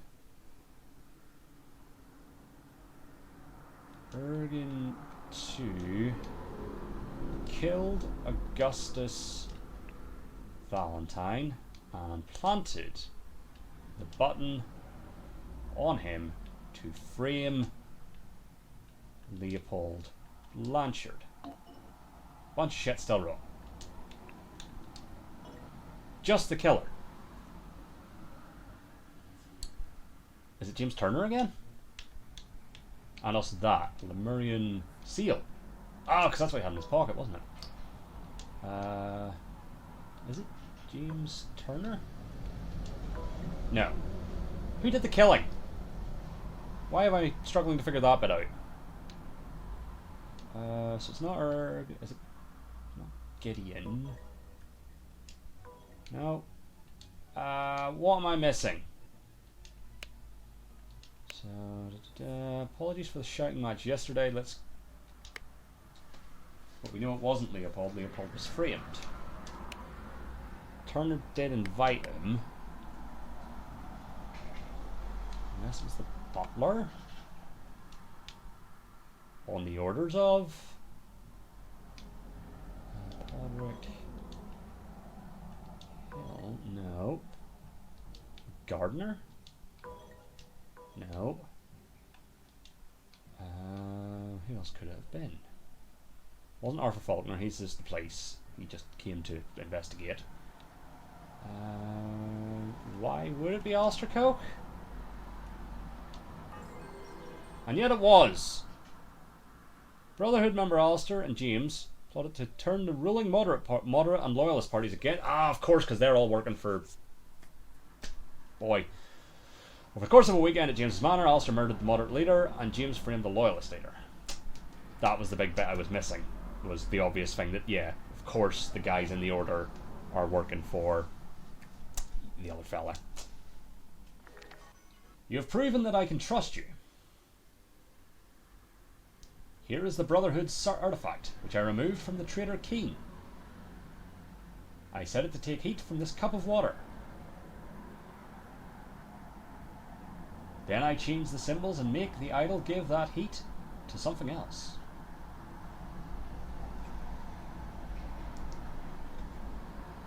But there is so much more that the idol can do. So yes, admittedly sometimes I am blagging my way through with guesswork. Oh, might not have even been half. There's only 11. So, we have Chapter 4, The New Order. X. Or 10, I suppose would be the conventional way of saying that. Such a relief that they decided not to push any fashion charges. I hope the process is not painful. Also, apparently someone already got 13 clues. This tribunal is a farce. They spread lies that my love is merely lust. And what do they even know about true art? Indeed. I felt it in my bones that I should have drunk less. Now we poor souls experience God's wrath. It is a thing of beauty to see order prevail. If it were not against the first virtue, I would feel very happy. Nicholas. Yeah, you're Nicholas Maker. We met you at the lighthouse. I wager you feel the new regime rewards your diligence now. So tell me why I saw you spend more than 3 shillings on new clothes after I asked you to lend me money and you said you had none to spare. I suggest you lend me some now unless you want me to write up an official report about a 4th virtue breach. Your beloved brother. Mr. Nicholas Maker, birth year 1757, record keeper of the Order Party. History of infraction and obedience. Labelled a protocol as being on Thursday, even though it was Wednesday. Took a double-length lunch break in the office. Both negatives. Loyal service in low-ranking position to the Order Party. Plus 10 merit. Total merit, 4. Interesting. Weekly Order Party of People's Tribunal, number 42.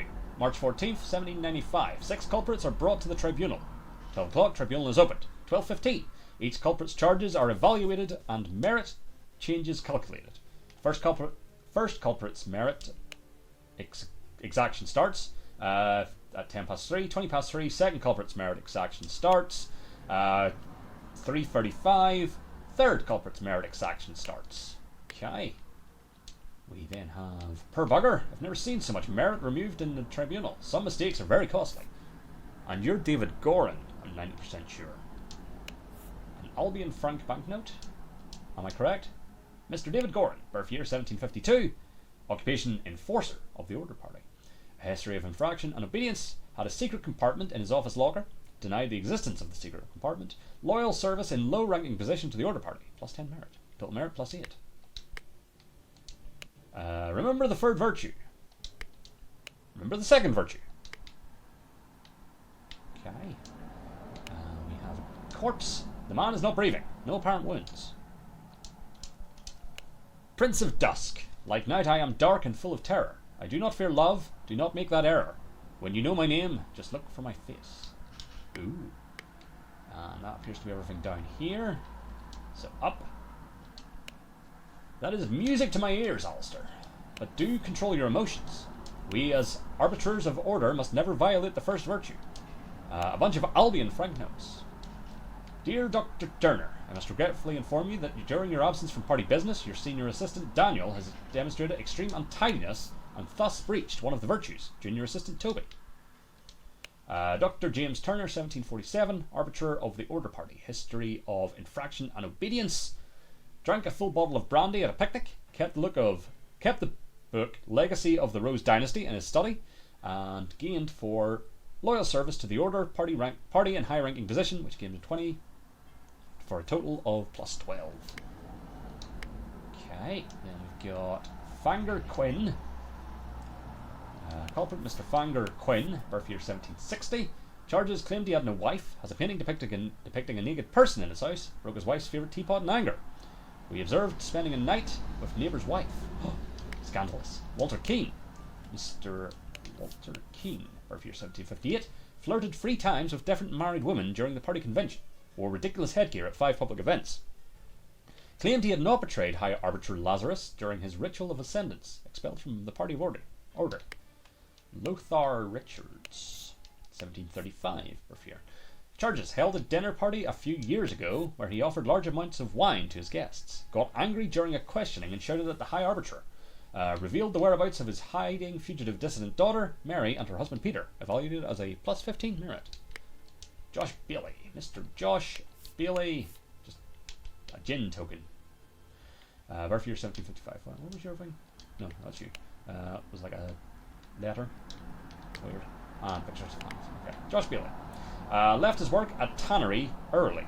Drank excessive amounts of gin at the Scrawny Cat. Drank excessive amounts of rum at the Old Oak. Approached a married woman with an indecent offer and denied 4 times during questioning that he had done these acts.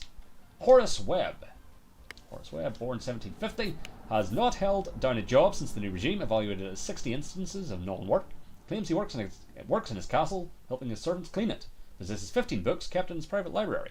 Expressed willingness to donate his castle to the party, evaluated as a plus 200 merit.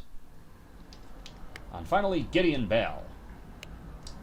Duke Gideon Bell, born 1775, wears an outrageous hairstyle, broke down in tears 10 times during questioning, has refused to start working, evaluated as 5 instances of job skipping, rejected the High Arbiter's request that he share information of a secret entrance to the castle of his cousin, the Sovereign. Excuse me. What are you insisting, James? I would never breach the 4th virtue. You know damn well that I keep no secrets. A bunch of Albion Frank notes. Dear Arbiter Cook, I am writing to inform you that our regiment's colonel was seen with another officer's wife in a potentially intimate situation. We implore you to send your agents to investigate this potential flouting of the 1st virtue. Lord Alistair Cook, 1745, arbiter of the Order Party. History of infraction and obedience. Slapped a sergeant in anger. Listened to marching music in his manor. Loyal service to the Order Party in high-ranking position for plus 20, which gives him a total of plus 11. Right. Which brings us to this room. 4 maxims of virtue is written on the wall. Silence! You will perform your function as much as is required. It is paramount to ensure order in our new society. There's the old idol. Remember the 2nd virtue. Store confiscated objects and evidence according to the virtue breached. Observe the 4 virtues to avoid losing merit. What did that say? Oh, it's just a thing that was added to my list of things. We then have red box, brandy, bottle with brown liquid labelled brandy, and a bottle with some substance labelled opium. Right. Ooh, a scroll. Or just a roll of paper. Invoice, February 15th, 1795. Blackbrook Farm. 3 pounds of butter, 25 pence. Delivery, 6 pence. Total cost, 29 pence. That's not right. Fascinating. In the yellow bin, we have a violin, a delightful painting of a naked gnome, and Gideon. Portrait of Gideon Bell, painted by Jasmine Nightwings in 1794. And then we have a book titled Stories, a book titled Autumn Tales. In all truth, Lord High Arbiter, I would prefer storing no more than this. London Gazetteer, March 13th, 1795. Since year 1792, when it gained a majority in Parliament and liberated our government from multi-party chaos, the Order Party has worked hard to improve society. Despite the vast popular support for the party, His Majesty refuses to acknowledge the authority of the party's tribunal. High Arbiter Lazarus Hurst has announced that, in 2 months, the party and its supporters will participate in a peaceful march to the King's current residence to demonstrate their virtue of moderation. Indeed. I am honoured to help the party upkeep the 4 virtues. I only hope sitting here all day does not count as sloth. You've got a little thing around your neck. There are worse jobs than this one, and thank God tobacco is not considered an indulgence. A bit boring though. Too bad literature is forbidden. Tobacco. Half pouch full of tobacco. So that is everything. So Horace Webb received. Bump bump merit. Okay. Back to this. Horace Webb. Well, that's the thing. I don't know how many negative.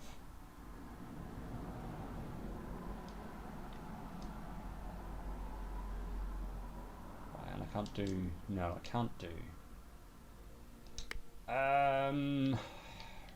Okay.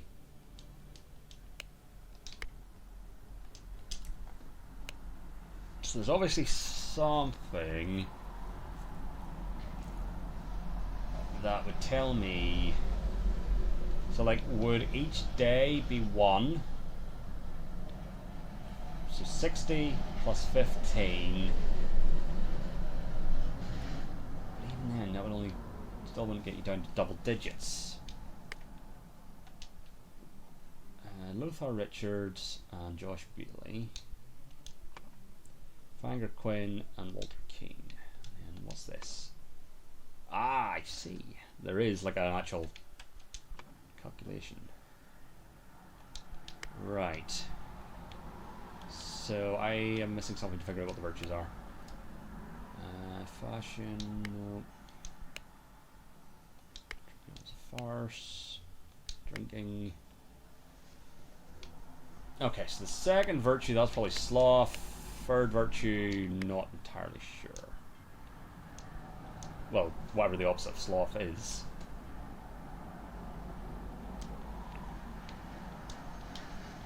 God, there's a lot I'm missing here already. And then, bump bump. I've passed since probably days, maybe? Right. How do we figure out? Okay, well. So he's at plus 12. Meaning his 2 things combine for minus 8. You're at plus 11, meaning your 2 things combine for minus 9. You are at plus 4, meaning your 2 things combine for minus 6. You're at plus 8, meaning your 2 things are minus 2. Okay. And then you didn't have a book. Neither did you. Ha! This is not a tricky one.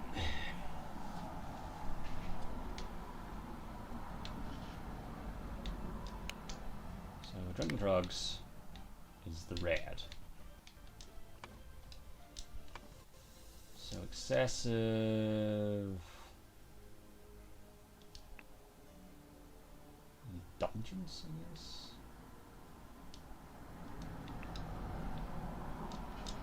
Just trying to figure out what. None of these are like good things. Beauty, I guess. Beauty, diligence.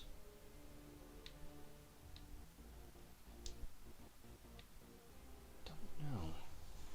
Truth. Beauty, diligence.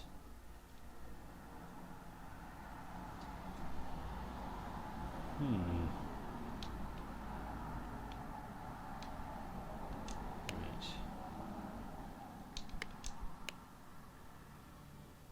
4 virtues.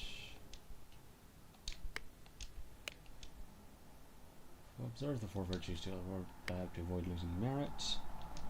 Right, well in this one we have, so that's like literature.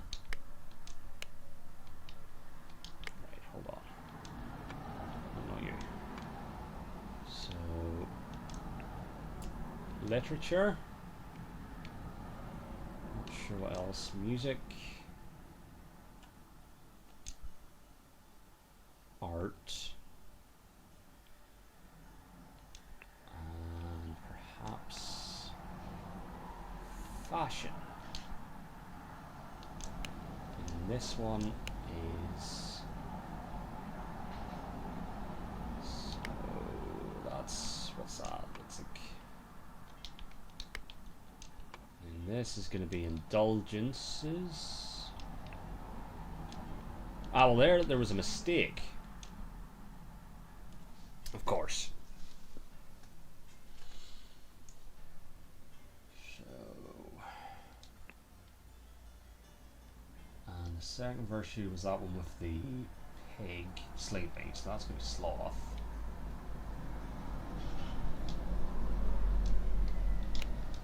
I'm going to hazard a guess that secrets is going to fall into you. No, not you. To you.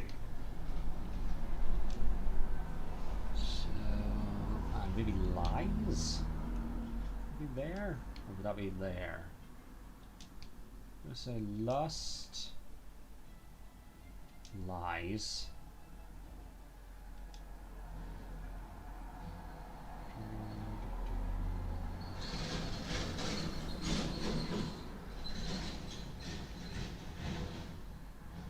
So that's probably moderation. The first virtue is probably moderation. This would be diligence.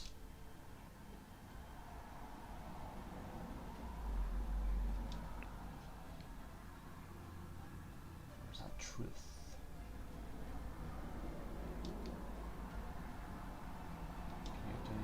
Maybe. Truth.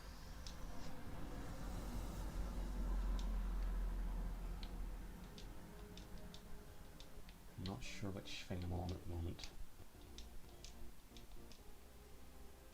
Okay, so this one's good.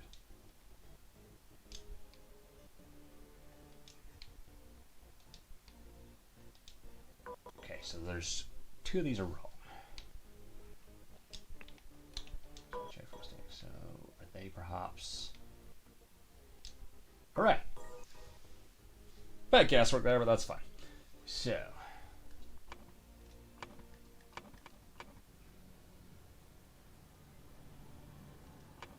we now know what the four things are, which helps us figure out.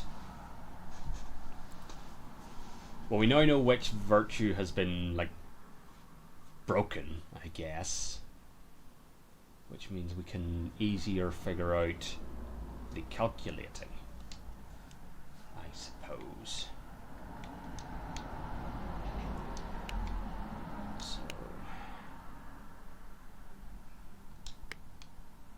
I might need clues for this one. This one's not coming to me at all.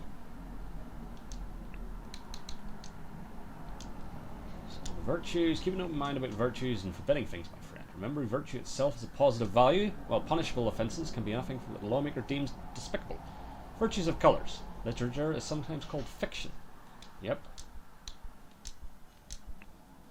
I was wondering, my friend. Each infraction of a virtue is punished with the subtraction of a certain amount of merit. I suggest you look at the party members' passports to make those calculations. Some of them are quite easy, you know. Like 1 + 1. Okay. I like how the hints aren't like immediately just given it away. Merit of the accused. Consider this, my friend. The accused have acted in ways that either please or displease the party. Examine each of their actions carefully once you have identified all their virtues and calculated the values of merit. Remember, some infraction costs can be multiplied if done repeatedly. And finally, on the cause of death. I am shuddering, dear friend. Just find out what the victim looked like when he was alive and consider what dark deeds have happened here. Okay. I don't know how to... where to start with the merit values.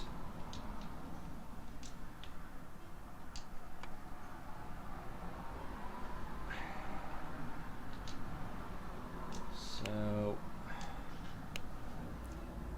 that's indulgence and literature. Indulgence in literature. For a total of -8. Okay. That is... emotions, I guess? So that's like moderation. And music. So that is art. So that's beauty. For -9. So, hold on. So you had one in the red as well. Just one in the red? Just one in the red. So you have one in the red, one in the black. The other guy has one in the red, one in the yellow. One red, one yellow, one red, one black. Alright. You have one in the white, two in the white. Okay, so two in the white for a -6. So white infraction is -3.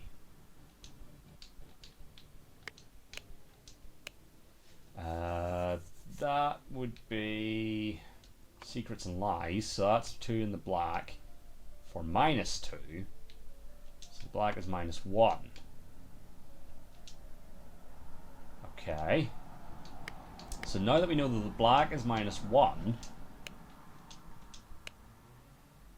which isn't you, it's you, because you have a book. So -1 means that the red must be -7.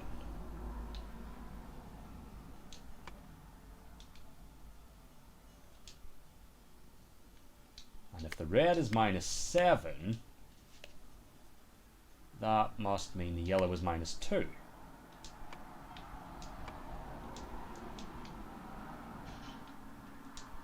Fuck yes! My god, I'm good. So now that we know that, I should actually be writing this shit down, so I don't have to keep coming back to it. Right, hold on. Let me find a blank page. God, we're doing some fucking detective work now. So, actually, and also write down what they are. So red is indulgence, lust, emotions, which is -7. White is mistakes, sloth, untidiness, which was -3. Yellow is music, art, fashion, which is a -2. And black is literature, lies, and secrets. Literature, lies, secrets for a -1. Right. So, with that all being done, Fangor Quinn. So, claimed he had no wife, so that's a lie. So that's 1. That's art. Okay, so we have Fangor Quinn. Fangor. -1 for the lie. That's going to be -2 for the art. -7 for the emotion. And another -7 for the lust. So 14, 16, 17. So -17 for Fangor Quinn.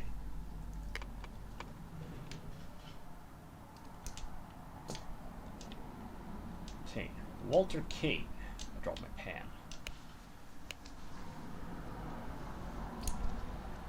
Walter. So flirted 3 times, so I'm assuming that's going to be in a fraction each.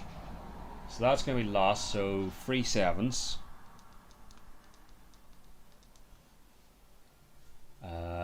Wore ridiculous headgear at 5 events, so that's fashion is 2. So 5 times minus 2, so minus 2, 2, minus 2, minus 2, minus 2.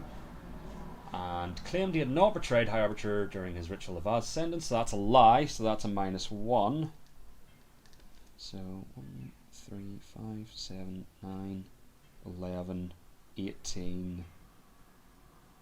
18 plus 7, 25, 32, I think. Well, 3 sevens is 21, 5 twos is 10.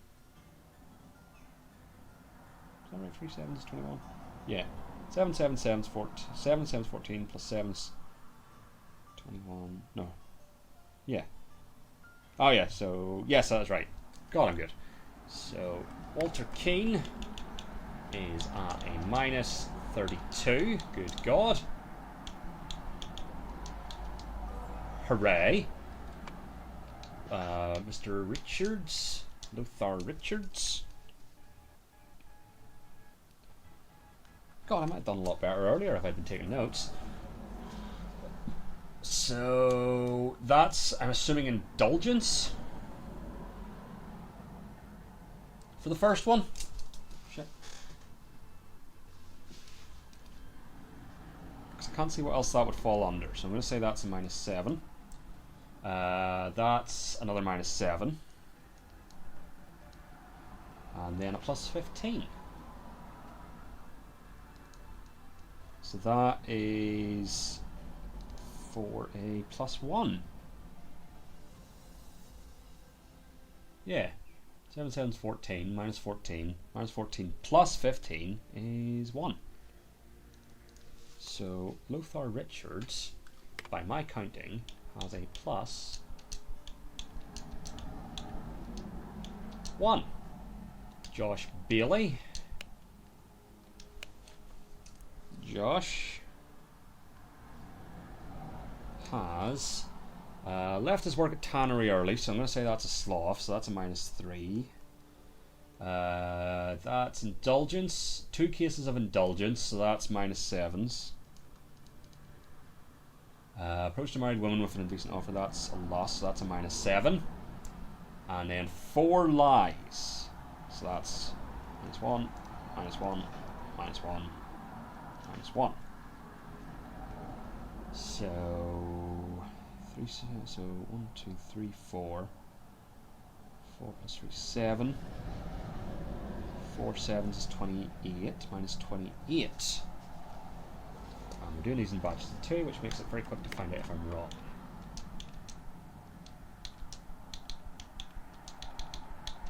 Nope, so far so good. Which brings us to Horace Webb. Look at me detectiving. Horace. So, has not held down a job, so that is 60 instances of non-work. So 60 instances of sloth.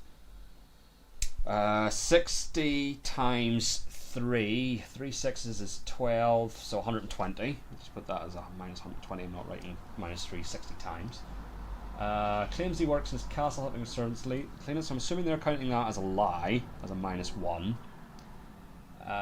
Possesses 15 books, so 15 literature, so that's minus 15. And then plus 200. Which equals, so 120, 120 plus 15 is 135, 136. 200 minus 136. I can't be bothered trying to figure that out in my head. Calculator. 200 minus 136 is 64. Plus 64.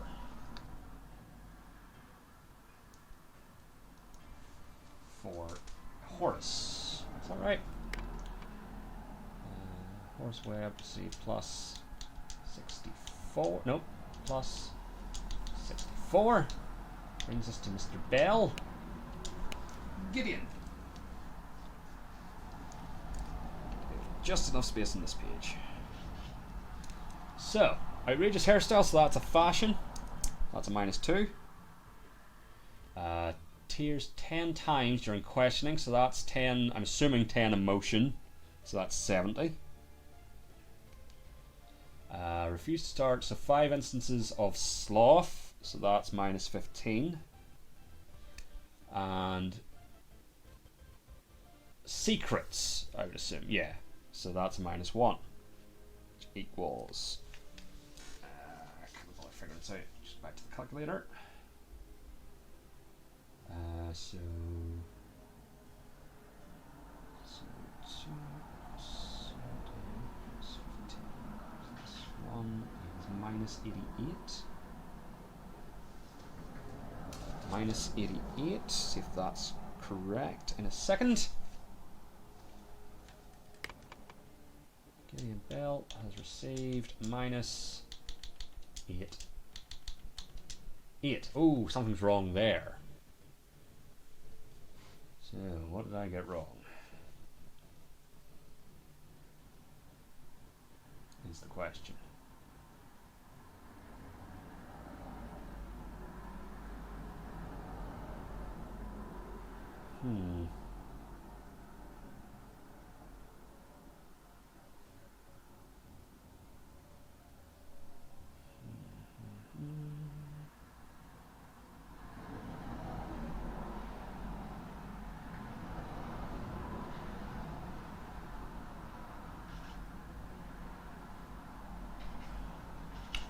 Back to their books.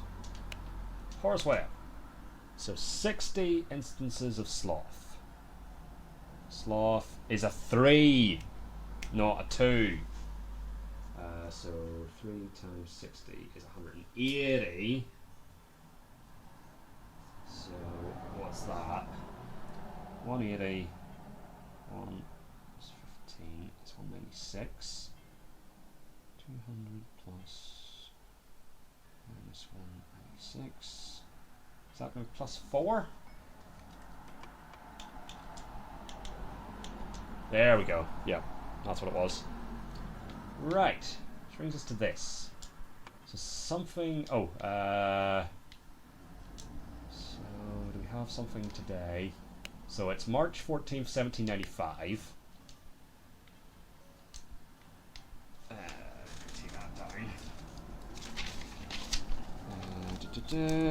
March 14th, 1795, and newspaper 1792. So it's been 3 years since they took power. 3. Nope. Get back up there. 3 years passed since the Order Party has seized power. During a tribunal, someone is judged to have the largest extraction in history, which would be Gideon.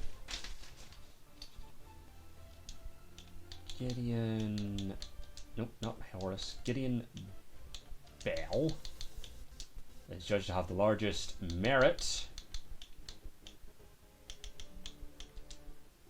deduction in all tribunal history to make his punishment, to execute his punishment.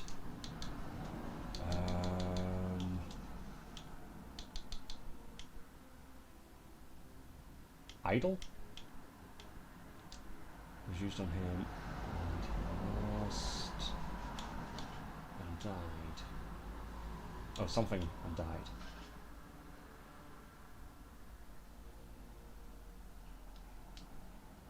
Right, hold on.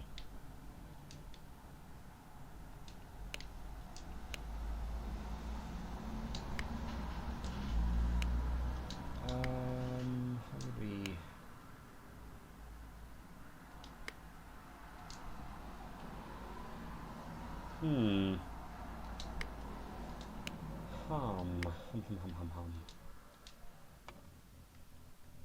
Oh, I don't even have the...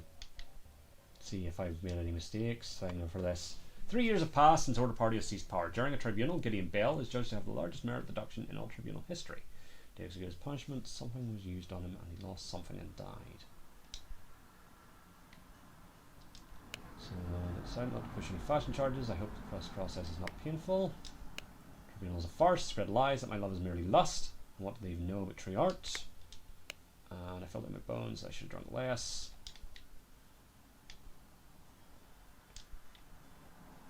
And yeah, we figured it out. Gideon has the biggest reduction.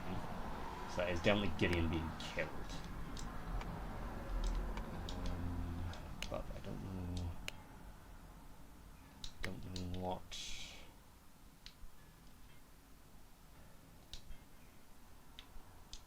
I don't know what.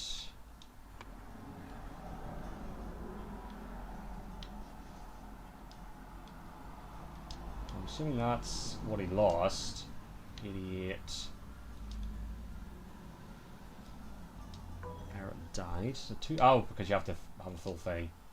Check for mistakes. So. Oh, he lost 88 something and died. 88 souls? No. 88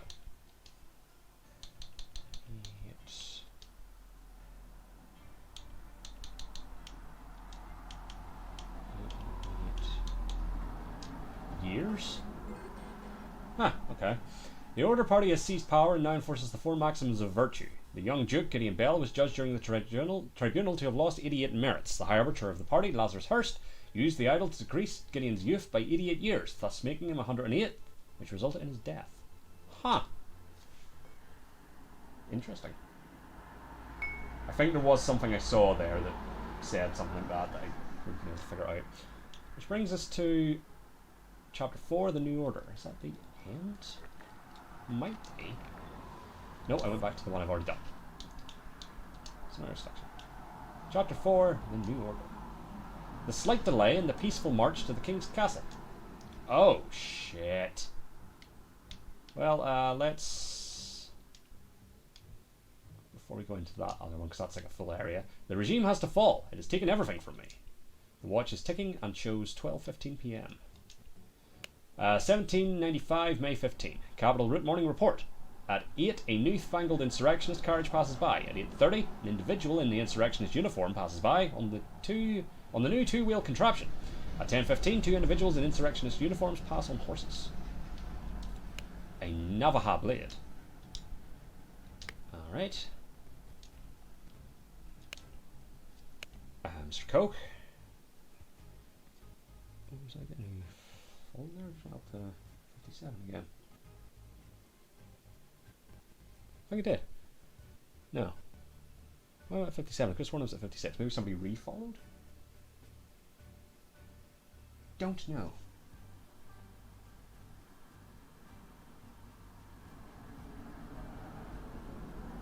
It says one an hour ago. Maybe I just missed it. Could be. My notification isn't working. That's my fault. Anyway, I've got distracted. Why are you not working, you worthless piece of garbage? I'm doing the same thing I saw Lazarus do during the merit executions. So, golden idol. A slightly dented saber. Apple horse, nothing else there. So he's struggling with the idol. We have a man in a helmet with numerous cuts on his body, not breathing. A slightly dented saber with some blood on it. Belchester Castle, Blackfields, Crow Towers, Woodshires. Capital. Port. So we'll not do the ones that are like, go to this location yet. We'll do all the ones that are just a quick look-see daisies. Dear husband, you are so brave, and you have been drinking since early this morning. But what will we do now? What if the evil government men find us? A harp. For you, I would fight a tiger and win. Peter Batley. Oh, we know Peter Batley. 1788, March 5th. Mary. My uncle Edmund Cloudsley died in some robbery, and I am rich. Now your father will see me for the man that I am. Let's marry. Peter, 1788, December 10th. Become the pure flower that I know you can be for me. Edmund Cloudsley, 1788, January 5th. Ooh, dear Mary, I know where your unworthy mate is hiding you. Soon I will free you from his dirty paws and ship him to colonies. While you I will put on a pedestal of sweetest praise, and you will become my ideal wife. Edmund, 1795, March 15th. Interesting. Peter, worry not and continue the feast, wife. Nothing can stand in my way. I will kill our enemies wherever we go. An almost empty whiskey flash. A horse racing bet slow. And a small sword. Or are you Edmund? You might be Edmund. Was it Edmund? Yeah, you might be Edmund. Can't remember now. Meanwhile, I have some small but pressing business to attend to at the property of our late brother Sebastian, the previous Proudby steward. I will be back at camp for our 10 o'clock strategy meeting as planned. Lazarus. And the 7 seal. Pretty good. Which brings us to the dock. And that's a ship. So that just leaves 3 actually go into locations. Yes, Comrade Lazarus has not yet returned for several hours. Comrades Alistair and James have gone to find him. So James will be the one that was dead. Because Alistair's the one that was trying to work the artifact.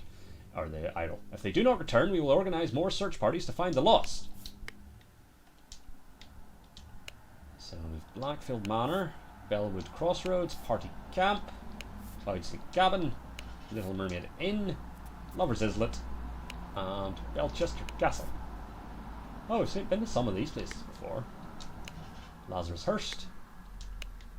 And what we got?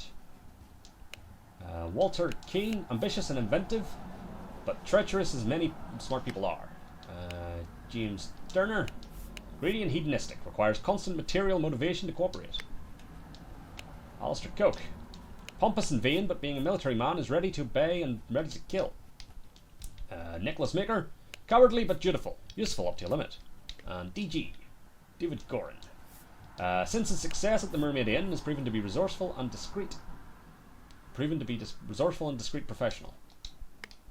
And in here, Lazarus, you took 32 things from me. I demand you return them. If you refuse, I will make the story of your true origins known to the other party leaders. At 11:30 on May 15th, meet me at the place the idol was stolen. Our brotherhood and poor Willard Wright met his death. The idol was stolen, our brotherhood and poor Willard Wright met his death. Come alone and bring proof, something personal of yours to give to the veiled woman. Tie your reply to the pigeon and release it from the cage. That will find me. So, oh, I can just quickly go to all locations, is it? Oh, oh, that's potentially bad. That's oh, there's something still here. Oh, I didn't get the name. No, we're done. Okay. Oh, that's interesting that it's sending me back to all the places. That's right. So you are a Darkhand steward. Oh, I recognize that voice. It is you. Isn't it poetic that you have fallen for the same trap as you did all those years ago? Straw men are your bane. Ooh. Damn you, cunning devil, Arg. You'll find me in the place where we two first met. There we can talk. An empty pistol. And a loaded pistol. A newly invented transportation device. Window was shot.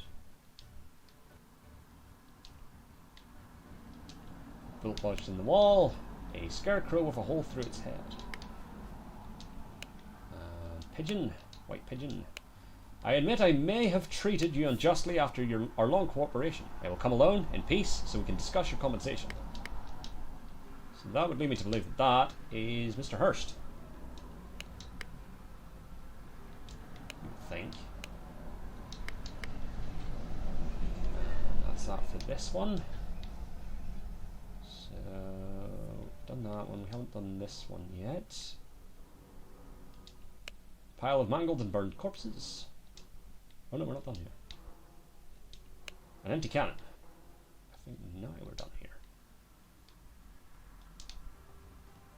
Which just leaves this, I believe. Nonsense! I'm not an idiot! But real men like us could beat those order party ninnies, even without any weapons. Hand of cards. Small sword. 2 Albion francs. Well, I heard rumours you lost a cannon while gambling. Hand of cards. Stiletto blade. 3 Albion francs. Do you think they will try to kidnap the king? Me and my employer are getting out of this blasted country. Simple small key. Hand of cards. Embroiled handkerchief. Embroiled handkerchief even. EC. I've instructed him to arrive at around 11:30. Host. Likely he will be in order party uniform. If he comes alone, without any backup outside, approach him. If he gives you something that belonged to the one who escaped your tonic, you may proffer him the instruction slip I give you. Conceal your face, he may recognize you. Ooh. And a dagger. And then all those order rats sneaking around here. This is no good. I hope they will just blackmail me and bugger off. And that's all the clues. Electrocution knife, ring of various keys, and a partially peeled lemon. 1795, May 14th. Dandelion room. You had a baker, 2 nights. Forget-me-not room. Walter Knott, 2 nights. Right, so we have 4 books. Early in the morning, something something went to the something to something something. No, early in the morning, someone went to the somewhere to something someone because someone wanted to something the something something. Alright. Before the noon, someone and someone tried to something someone. They found the something at the somewhere. On their way back, they started to something over it. Okay. Then here in the afternoon, someone went to the somewhere to something someone because someone tried to something someone to get back his something. And finally, early in the morning, someone killed someone at the somewhere. Before noon, someone killed someone at the somewhere or something. In the afternoon, someone killed someone at the something. Okay, early in the morning. Well, that would be early in the morning.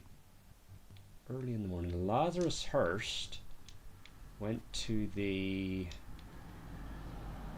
What are you? Oh, we need the. Where's the map? Map is in here. Went to the Cloudsley cabin. Or the cabin. To.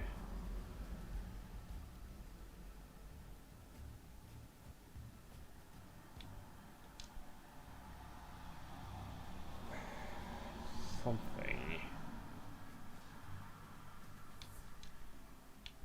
Because someone went to something. Something. Well, that's presumably Golden Idol.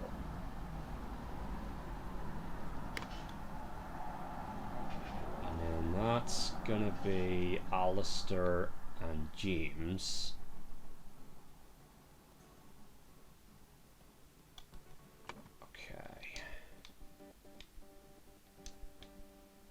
That's Alistair. That's going to be James.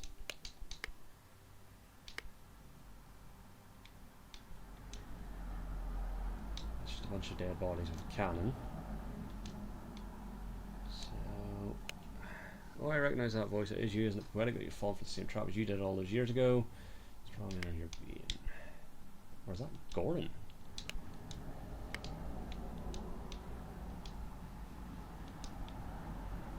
Not entirely sure.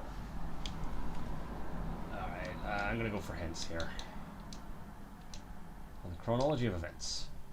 I understand, my friend. You may feel overwhelmed by all these occurrences, but focus on the timings of it all. One death happened just seconds ago. One was less than an hour ago. One was a few hours ago. Start with the more recent ones. It may make your life easier. Okay, on the events at the crossroads. Consider this, my friend. There is a man with a horse and a horse that is missing, and a corpse at the crossroads who's been cut up, but someone else seems to have taken a sword as well. Could these be connected? Okay. And then on the events at the cabin. Contemplate this, my friend. Complex events have taken place here. Start at the camp tent and follow the chain of instructions wherever they lead you. Some people may have changed their appearance due to radical events in a previous chapter. Some people may promise one thing, but send someone else with completely different intentions. Alright. Imagine this, my friend. Someone important may have died here, but why would that person come here? To understand that, you must carefully untangle the mystery at the cabin. It may lead you to important revelations about the identity of someone and his ambitions for romance. Okay, this is a humdinger. Right, back to the cabin. Or back to the camp.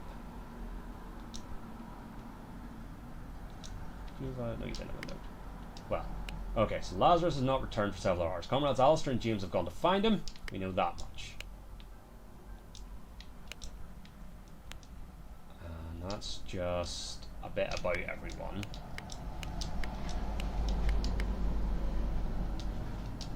Right.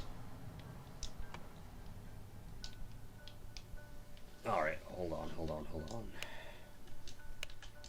So, took 32 things from me. I demand you return them. If you refuse, I'll make the story of your true origins known to the other party leaders. At 11:30 on May 15th, meet me at the place where the idol was stolen. Our Brotherhood and poor Willard Wright met his death. Come alone and bring proof, something personal of yours to give to the veiled woman. Tyre replied to the pigeon. Released from the cage, you will find me. Okay. So, which one was Willard Wright? Is that Willard Wright? No, that's Sebastian Cloudsley, so it's not this one. It's not that one. 90% certain. Is it this one? No. Oh, it is. Okay, so Willard Wright was killed at the inn. You're Willard Wright.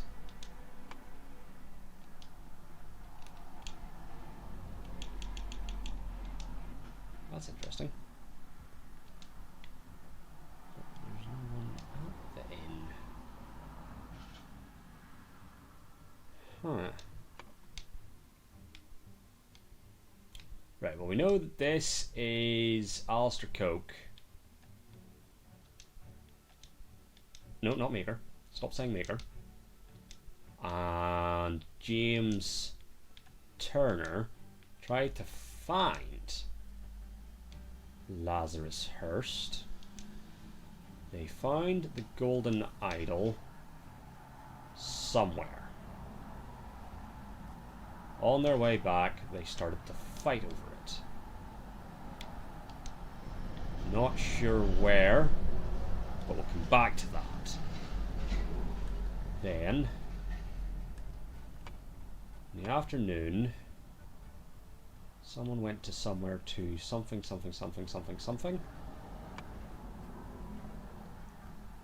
So, we know that's going to be Alistair Coke killed James Turner. James Turner at the crossroads. In the afternoon, someone killed someone else somewhere else. Right. Crossroads? No, wouldn't be Crossroads. Where would they have found that? The cabin? No. At the inn? Yeah. Alright, well, let's just make sure we've got it. Yeah, so it's just literally it's the inn. At the manor? Yeah, okay. So Cloudsley Manor is that one, isn't it?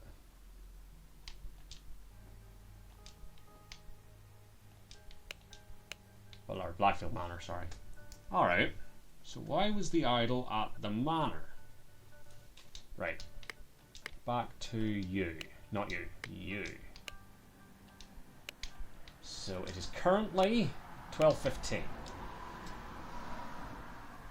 A carriage goes by at 8. Okay. At 8:30, one person goes by on a bike. And at 10:15, two individuals passing horses. So that's...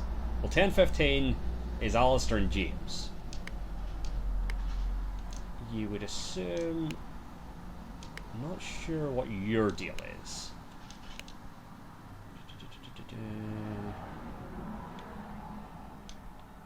So, at the property of our late brother Sebastian, which, as we've established... Hold on. Not you. You. Were you Sebastian? Yes. Interesting. So, Where's the carriage? So presumably you went to the manor. Interesting.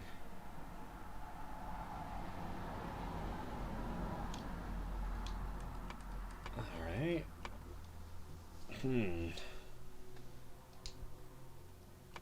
So...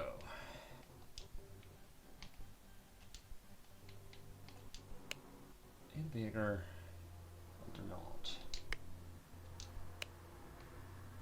You've got... so you lost a cannon, which you can also see from the ship, because the ship's missing a cannon. Right. Yeah. What do you say? While gambling. You have a horse race betting slip. And you have a letter from Peter back in 1788. And then a letter from Edmund in 1795, which is the current day. That'll be the canon. So... Port, Capital, Chester Castle, Blackfields, Crotars, and Woodshires. Alright, who did we know that was a Dark Hand steward?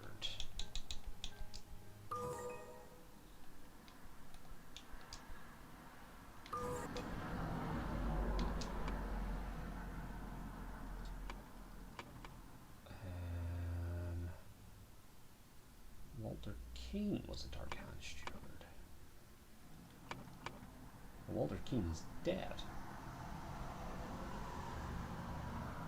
Yes, he isn't.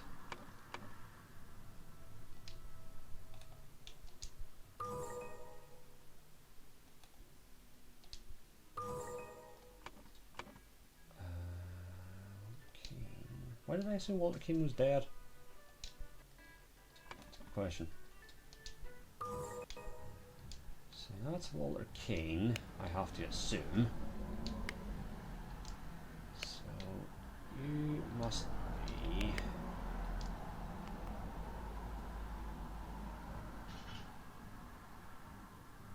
oh god, this is a lot. I might need to take some notes again. I don't know where to begin. Okay, hold on. Back to the woman with her diary.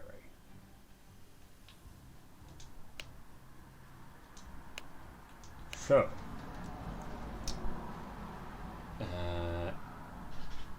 8 AM, individual on bike.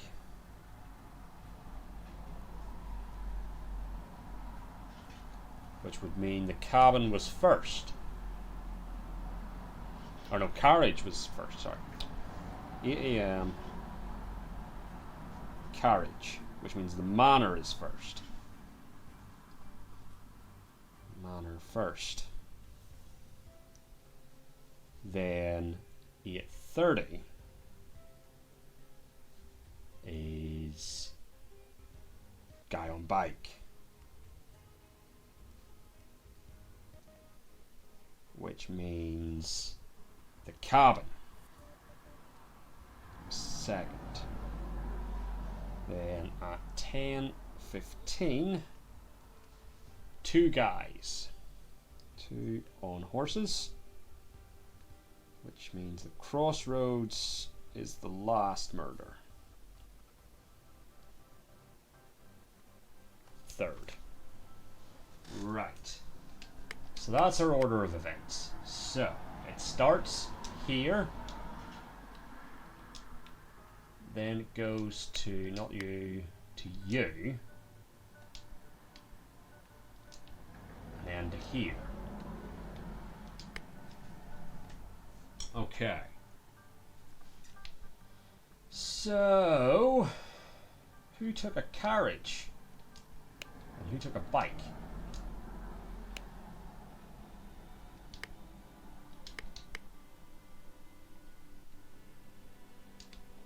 Because does this guy have something personal on him? This is pistols. Well, that's not necessarily something personal.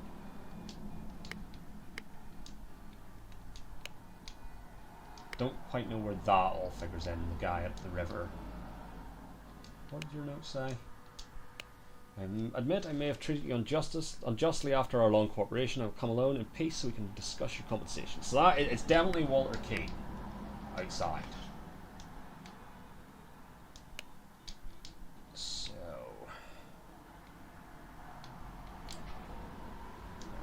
back we go. Just to see what I've missed. He has a sword of blood.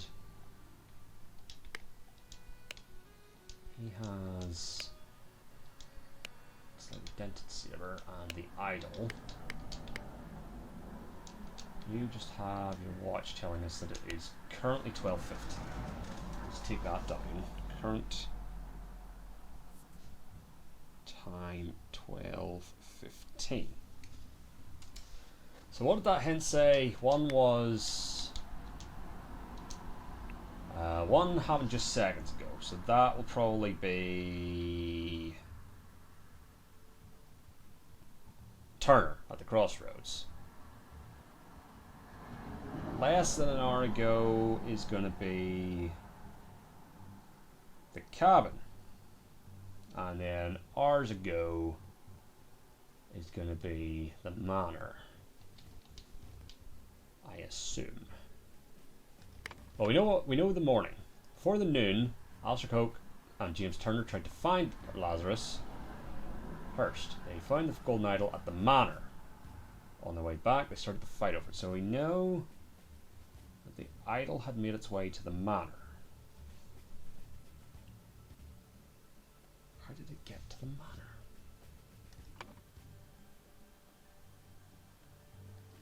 And then someone went to the...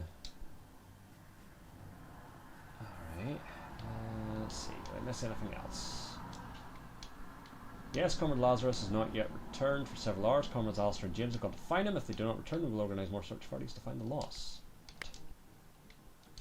That's the map. Crossroads, Manor, Castle, Islet, Cabin and Inn. That's just a bust of Lazarus. So, Walter Keane, ambitious and inventive, but treacherous as many smart people are. James Turner, greedy and hedonistic, requires constant material motivation to cooperate. Alistair Coke, pompous and vain, but being a military man is ready to obey and ready to kill. Nicholas Maker, cowardly but dutiful, useful up to a limit. And David Goran, since his success at the Mermaid Inn, has proven to be resourceful and discreet professional. Right.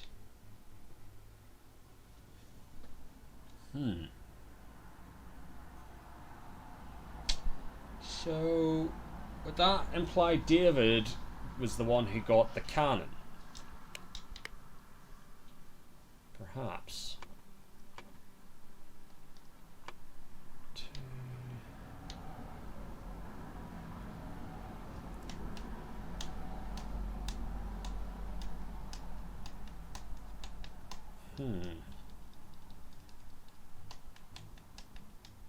Perhaps David was working for Walter to something. Well, I feel like this has to be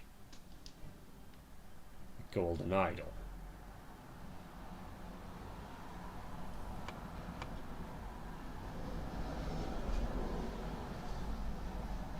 Meanwhile, in the afternoon, someone went to the cabin to someone, because someone tried to someone to get back his, and that's probably going to be lost years. Okay, so let's see. I'm going to go with this, because this is like the easy one. So, Walter Keane killed David Goran at the cabin. I don't know who did the killing, but it's Lazarus Hurst. Nope, Hurst at the manor. Who would have killed him at the manor? Is it Peter Batley? Not Peter. It was. Okay. So early in the morning, Peter Batley killed Lazarus Hurst at the manor. Alistair Coke killed James Turner at the crossroads, and Walter Keane killed David Goran at the cabin. So, to fight Walter Keane, because someone wanted to someone. And then here in the afternoon, David Goran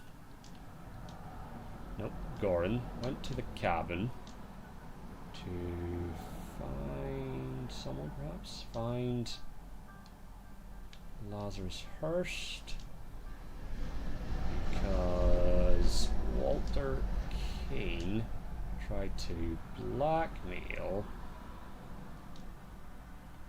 Lazarus Hurst to get back his lost years?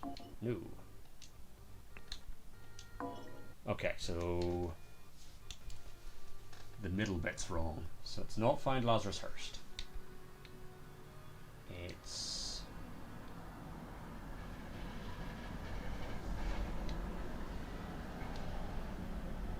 what brought you there?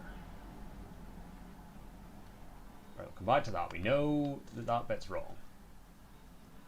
So we got the end bit right. We're almost there on that one.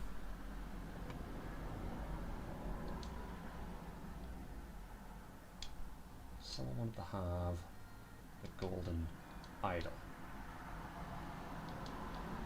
Because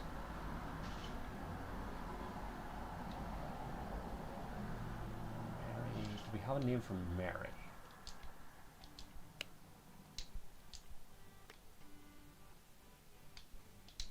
Maybe in your book. Mary.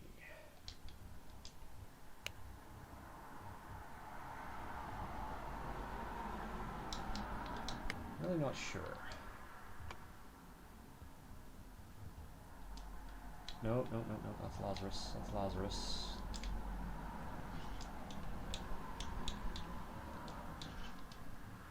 Mary Batley?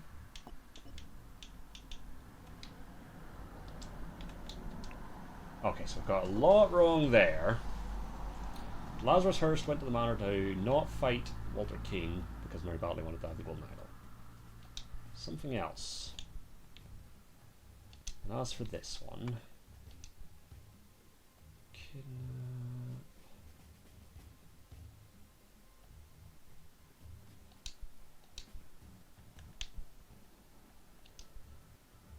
Maybe blackmail there?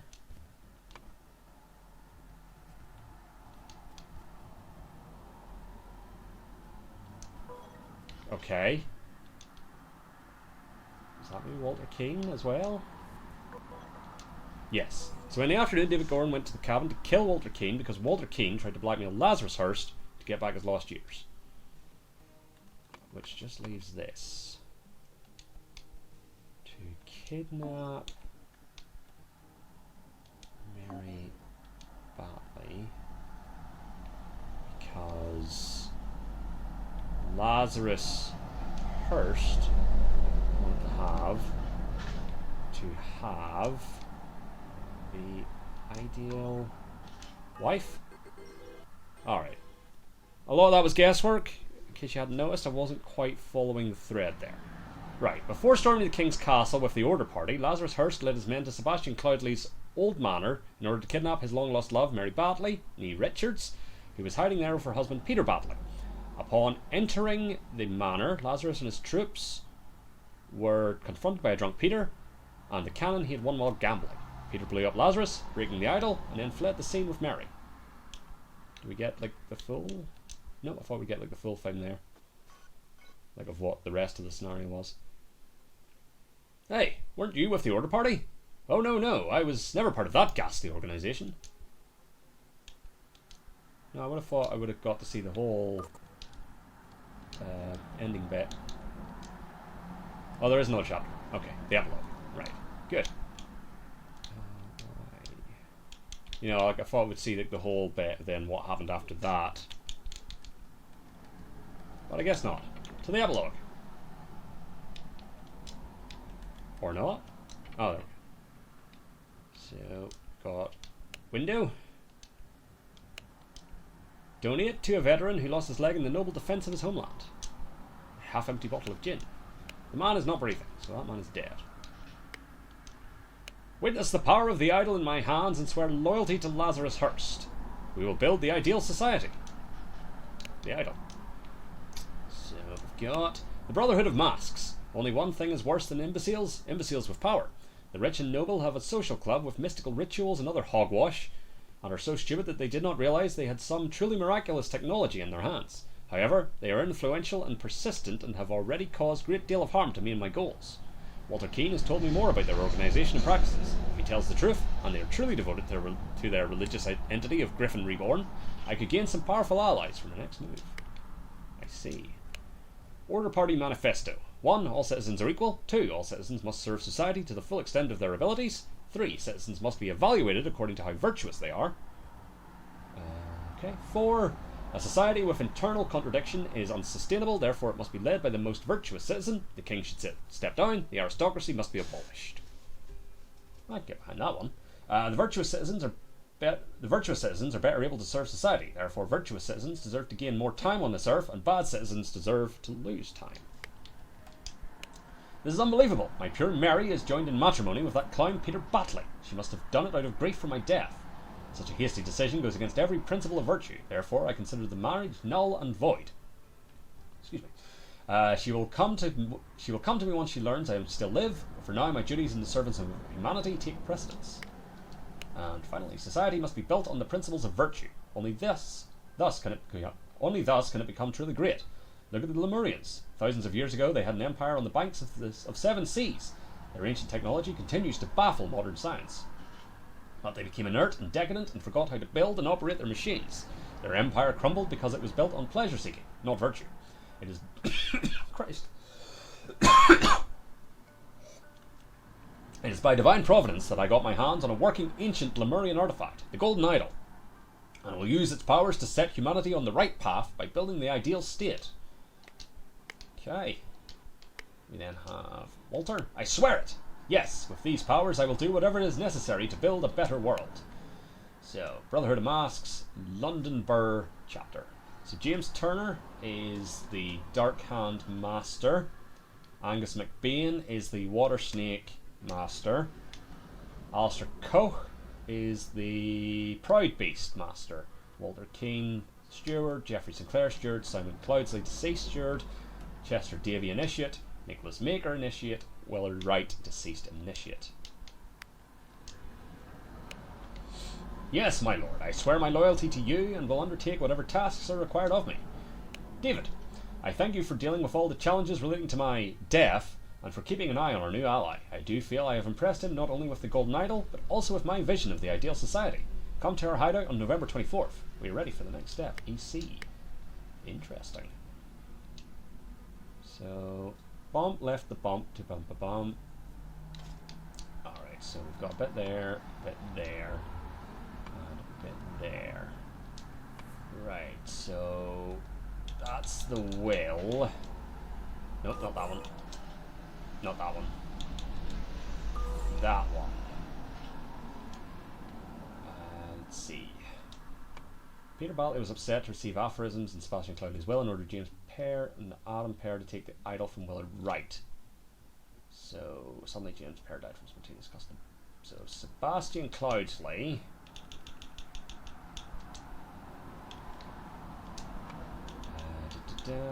Sebastian Cloudsley left the idol to the Brotherhood in his will, but then this log, hold on. Oh, and there's no hints for this bit. Shit. Right. Let's see. So Sebastian Cloudesley left the idol to the Brotherhood in his will, but then someone on someone else's order stole the idol and accidentally stabbed Bump. Okay, hold on. So, no, not that one. Well, that's the one after the will, so.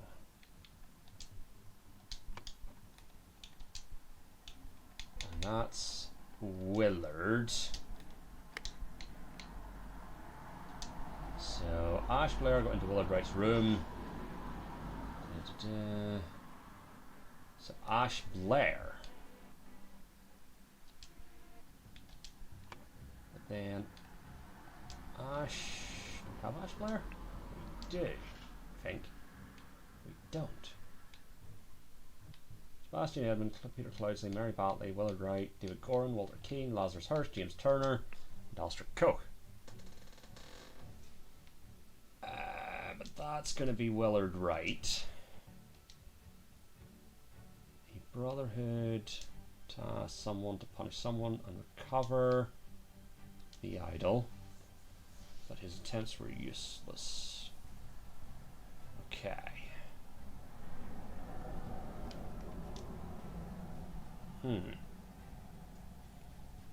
Sebastian Cloudesley left the idol to the Brotherhood in his will, but then someone on someone else's orders stole the idol and accidentally stabbed Willard Wright, I'm assuming.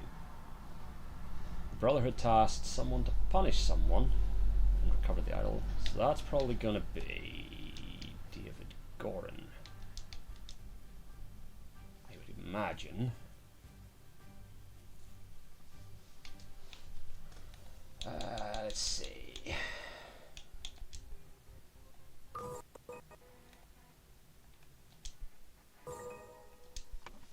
Darkhand Steward wanted Edmund Cloudesley dead.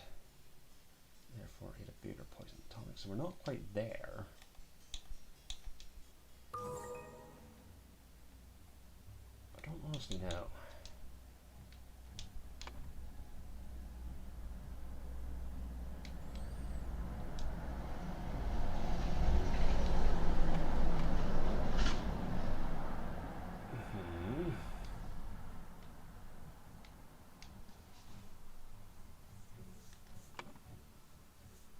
So Sebastian Cloudesley left the idol to the Brotherhood in his will, but then someone on someone else's order stole the idol and accidentally stabbed Willard Wright. I'm assuming Willard Wright. The Brotherhood tasked David Goran to punish and recover the idol. Okay, what one would that be? That would probably be this one. So Edmund Cloudesley needed a corpse. Walter Keane, along with accomplices, delivered a coffin. Upon entering, Hardy Abe suddenly clubbed David Goran. Meanwhile, Edmund Cloudesley increased the amount of air in a sealed vase. Hardy Abe exploded. So I feel like it's not that. That might have something to do with the next one, because that's this.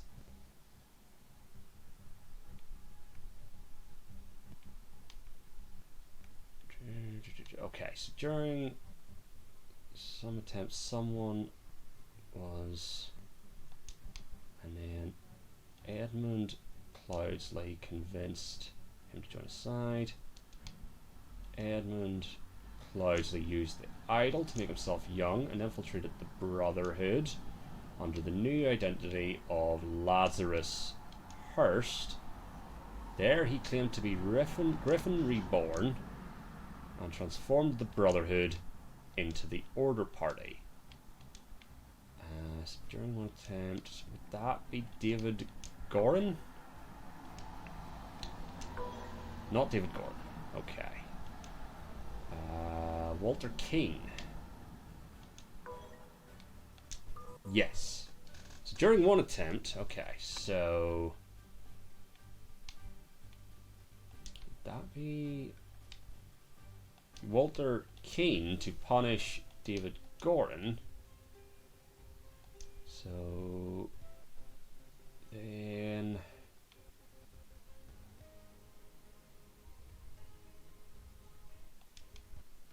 Keane on Peter Batley's orders?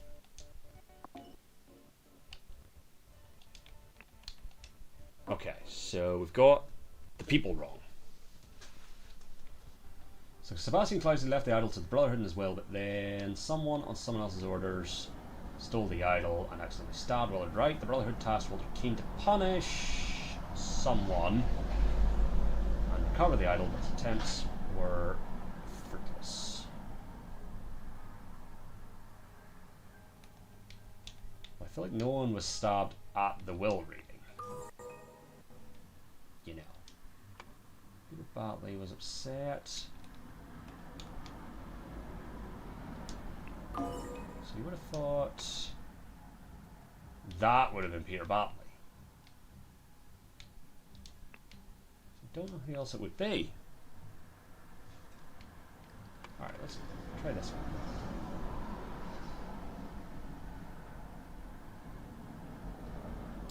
The Brotherhood Masters were...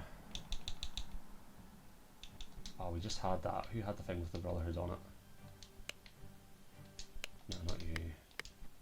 You. James Turner and Alistair Coke. Just Turner and Alistair. Nope, nope, don't leave. James Turner and Alistair Coke.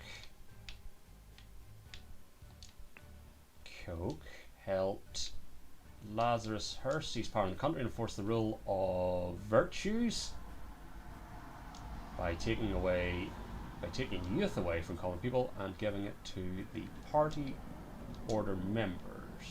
Is that right? Yes. Right before the final showdown with the uncooperative king. That we need to go back to here. Who was doing the kidnapping? Not this one. This one. Who was kidnapping? Mary Batley. During the final showdown, Lazarus Hearst wanted to kidnap Mary Batley, but was shot by Peter Batley, and the idol was broken. Ah, not the party order members. The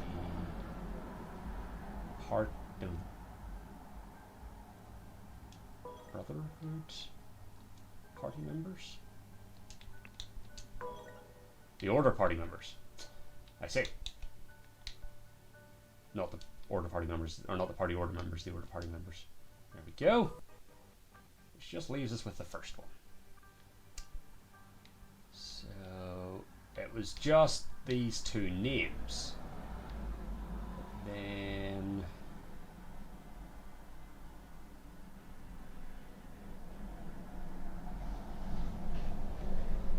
we don't, because in this it was this one, yeah. It's Ada Blair. But we don't have Ada Blair as a name. Unless Ada Blair is like a cover.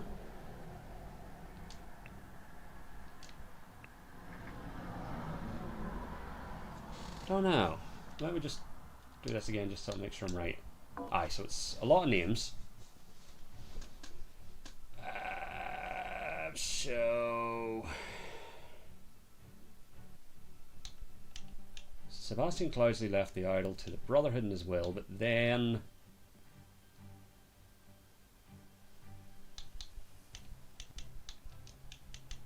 are you David Goran? On no.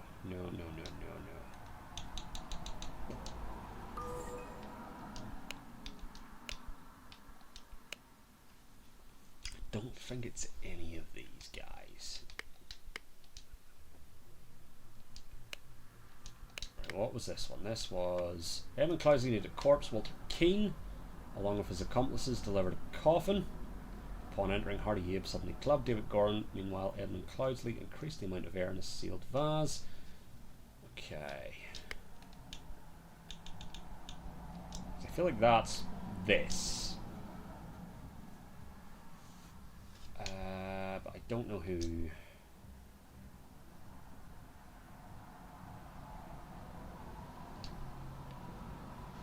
really don't know.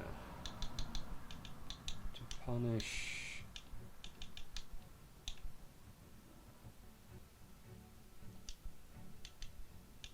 Edmund?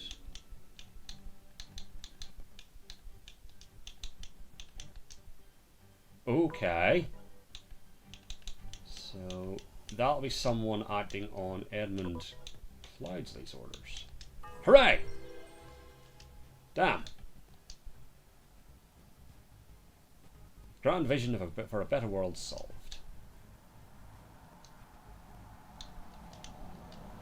So, Sebastian Cloudsley left the idol to the Brotherhood in his will, but then David Gorin, on Edmund Cloudsley's orders, stole the idol and accidentally stabbed Willard Wright. The Brotherhood tasked Walter Keane to punish Edmund Cloudsley and recover the idol, but his attempts were fruitless. During one attempt, Walter Keane was captured, and Edmund Cloudsley convinced him to join his side. Edmund Cloudsley used the idol to make himself young and infiltrated the Brotherhood under the new identity of Lazarus Hearst. Then he claimed to be the Griffin Reborn and transformed the Brotherhood into the Order Party. Brotherhood masters James Turner and Alistair Coke helped Lazarus Hearst seize power in the country and enforce the rule of virtues by taking youth away from common people and giving it to the Order Party members. Right before the final showdown with the uncooperative king, Lazarus Hearst wanted to kidnap Mary Batley, but was shot by Peter Batley, and the idol was broken. Boom. So there we go. That was the case of the Golden Idol. So, you know, I did resort to guesswork for quite a bit towards the end there. Not the greatest detective, but I really enjoyed this. So we are going to carry on with the two... I think these were like released originally as expansions when it was out on PC, and then just whenever the game launched on console, these just were immediately included. Oh no, it's... Oh, I thought they were included. Interesting. I'll have to look at that. Huh. Hold on. How do I... There's a way to see this in like the... Yeah, there it is. For some reason I thought those were included. Let me see. Okay. How much are they? 449... You know what? We may revisit this at some point. I, for some reason, had it in my head that those were just included. They are actually DLC. Which, fair enough. But yeah, I think for the time being, we're going to move on, because I have a couple of other games I do want to get started. We may, at some point, return for some more Golden Idol mysteries, but not immediately. So there'll be another new game starting next... Actually, fuck it. Will we do the DLC? Fuck it, we'll do the DLC. I've decided. Yeah. Because I've had a good time with this, so we will at the very least, do the Spider of Lanka, but we probably will also do the Lemurian Vampire. Because, yeah. But that'll do it for tonight. That was, I guess, the finale of Case of the Golden Idol, that we will be returning for the expansion missions. In the meantime, I will be back tomorrow with some Metal Gear Solid 3. And then we have Cult of the Lamb on Thursday, and that'll be that for this week. So yeah, look forward to Golden Idol Mysteries, The Spider of Lanka next week. That'll probably be the second stream next week. We're starting with some more Baldur's Gate 3. Hopefully you'll join me for some of the other games. If not, I'll see you next week for more of this. Either way, thanks for watching tonight. I'll catch you next time. Cheers, and goodbye.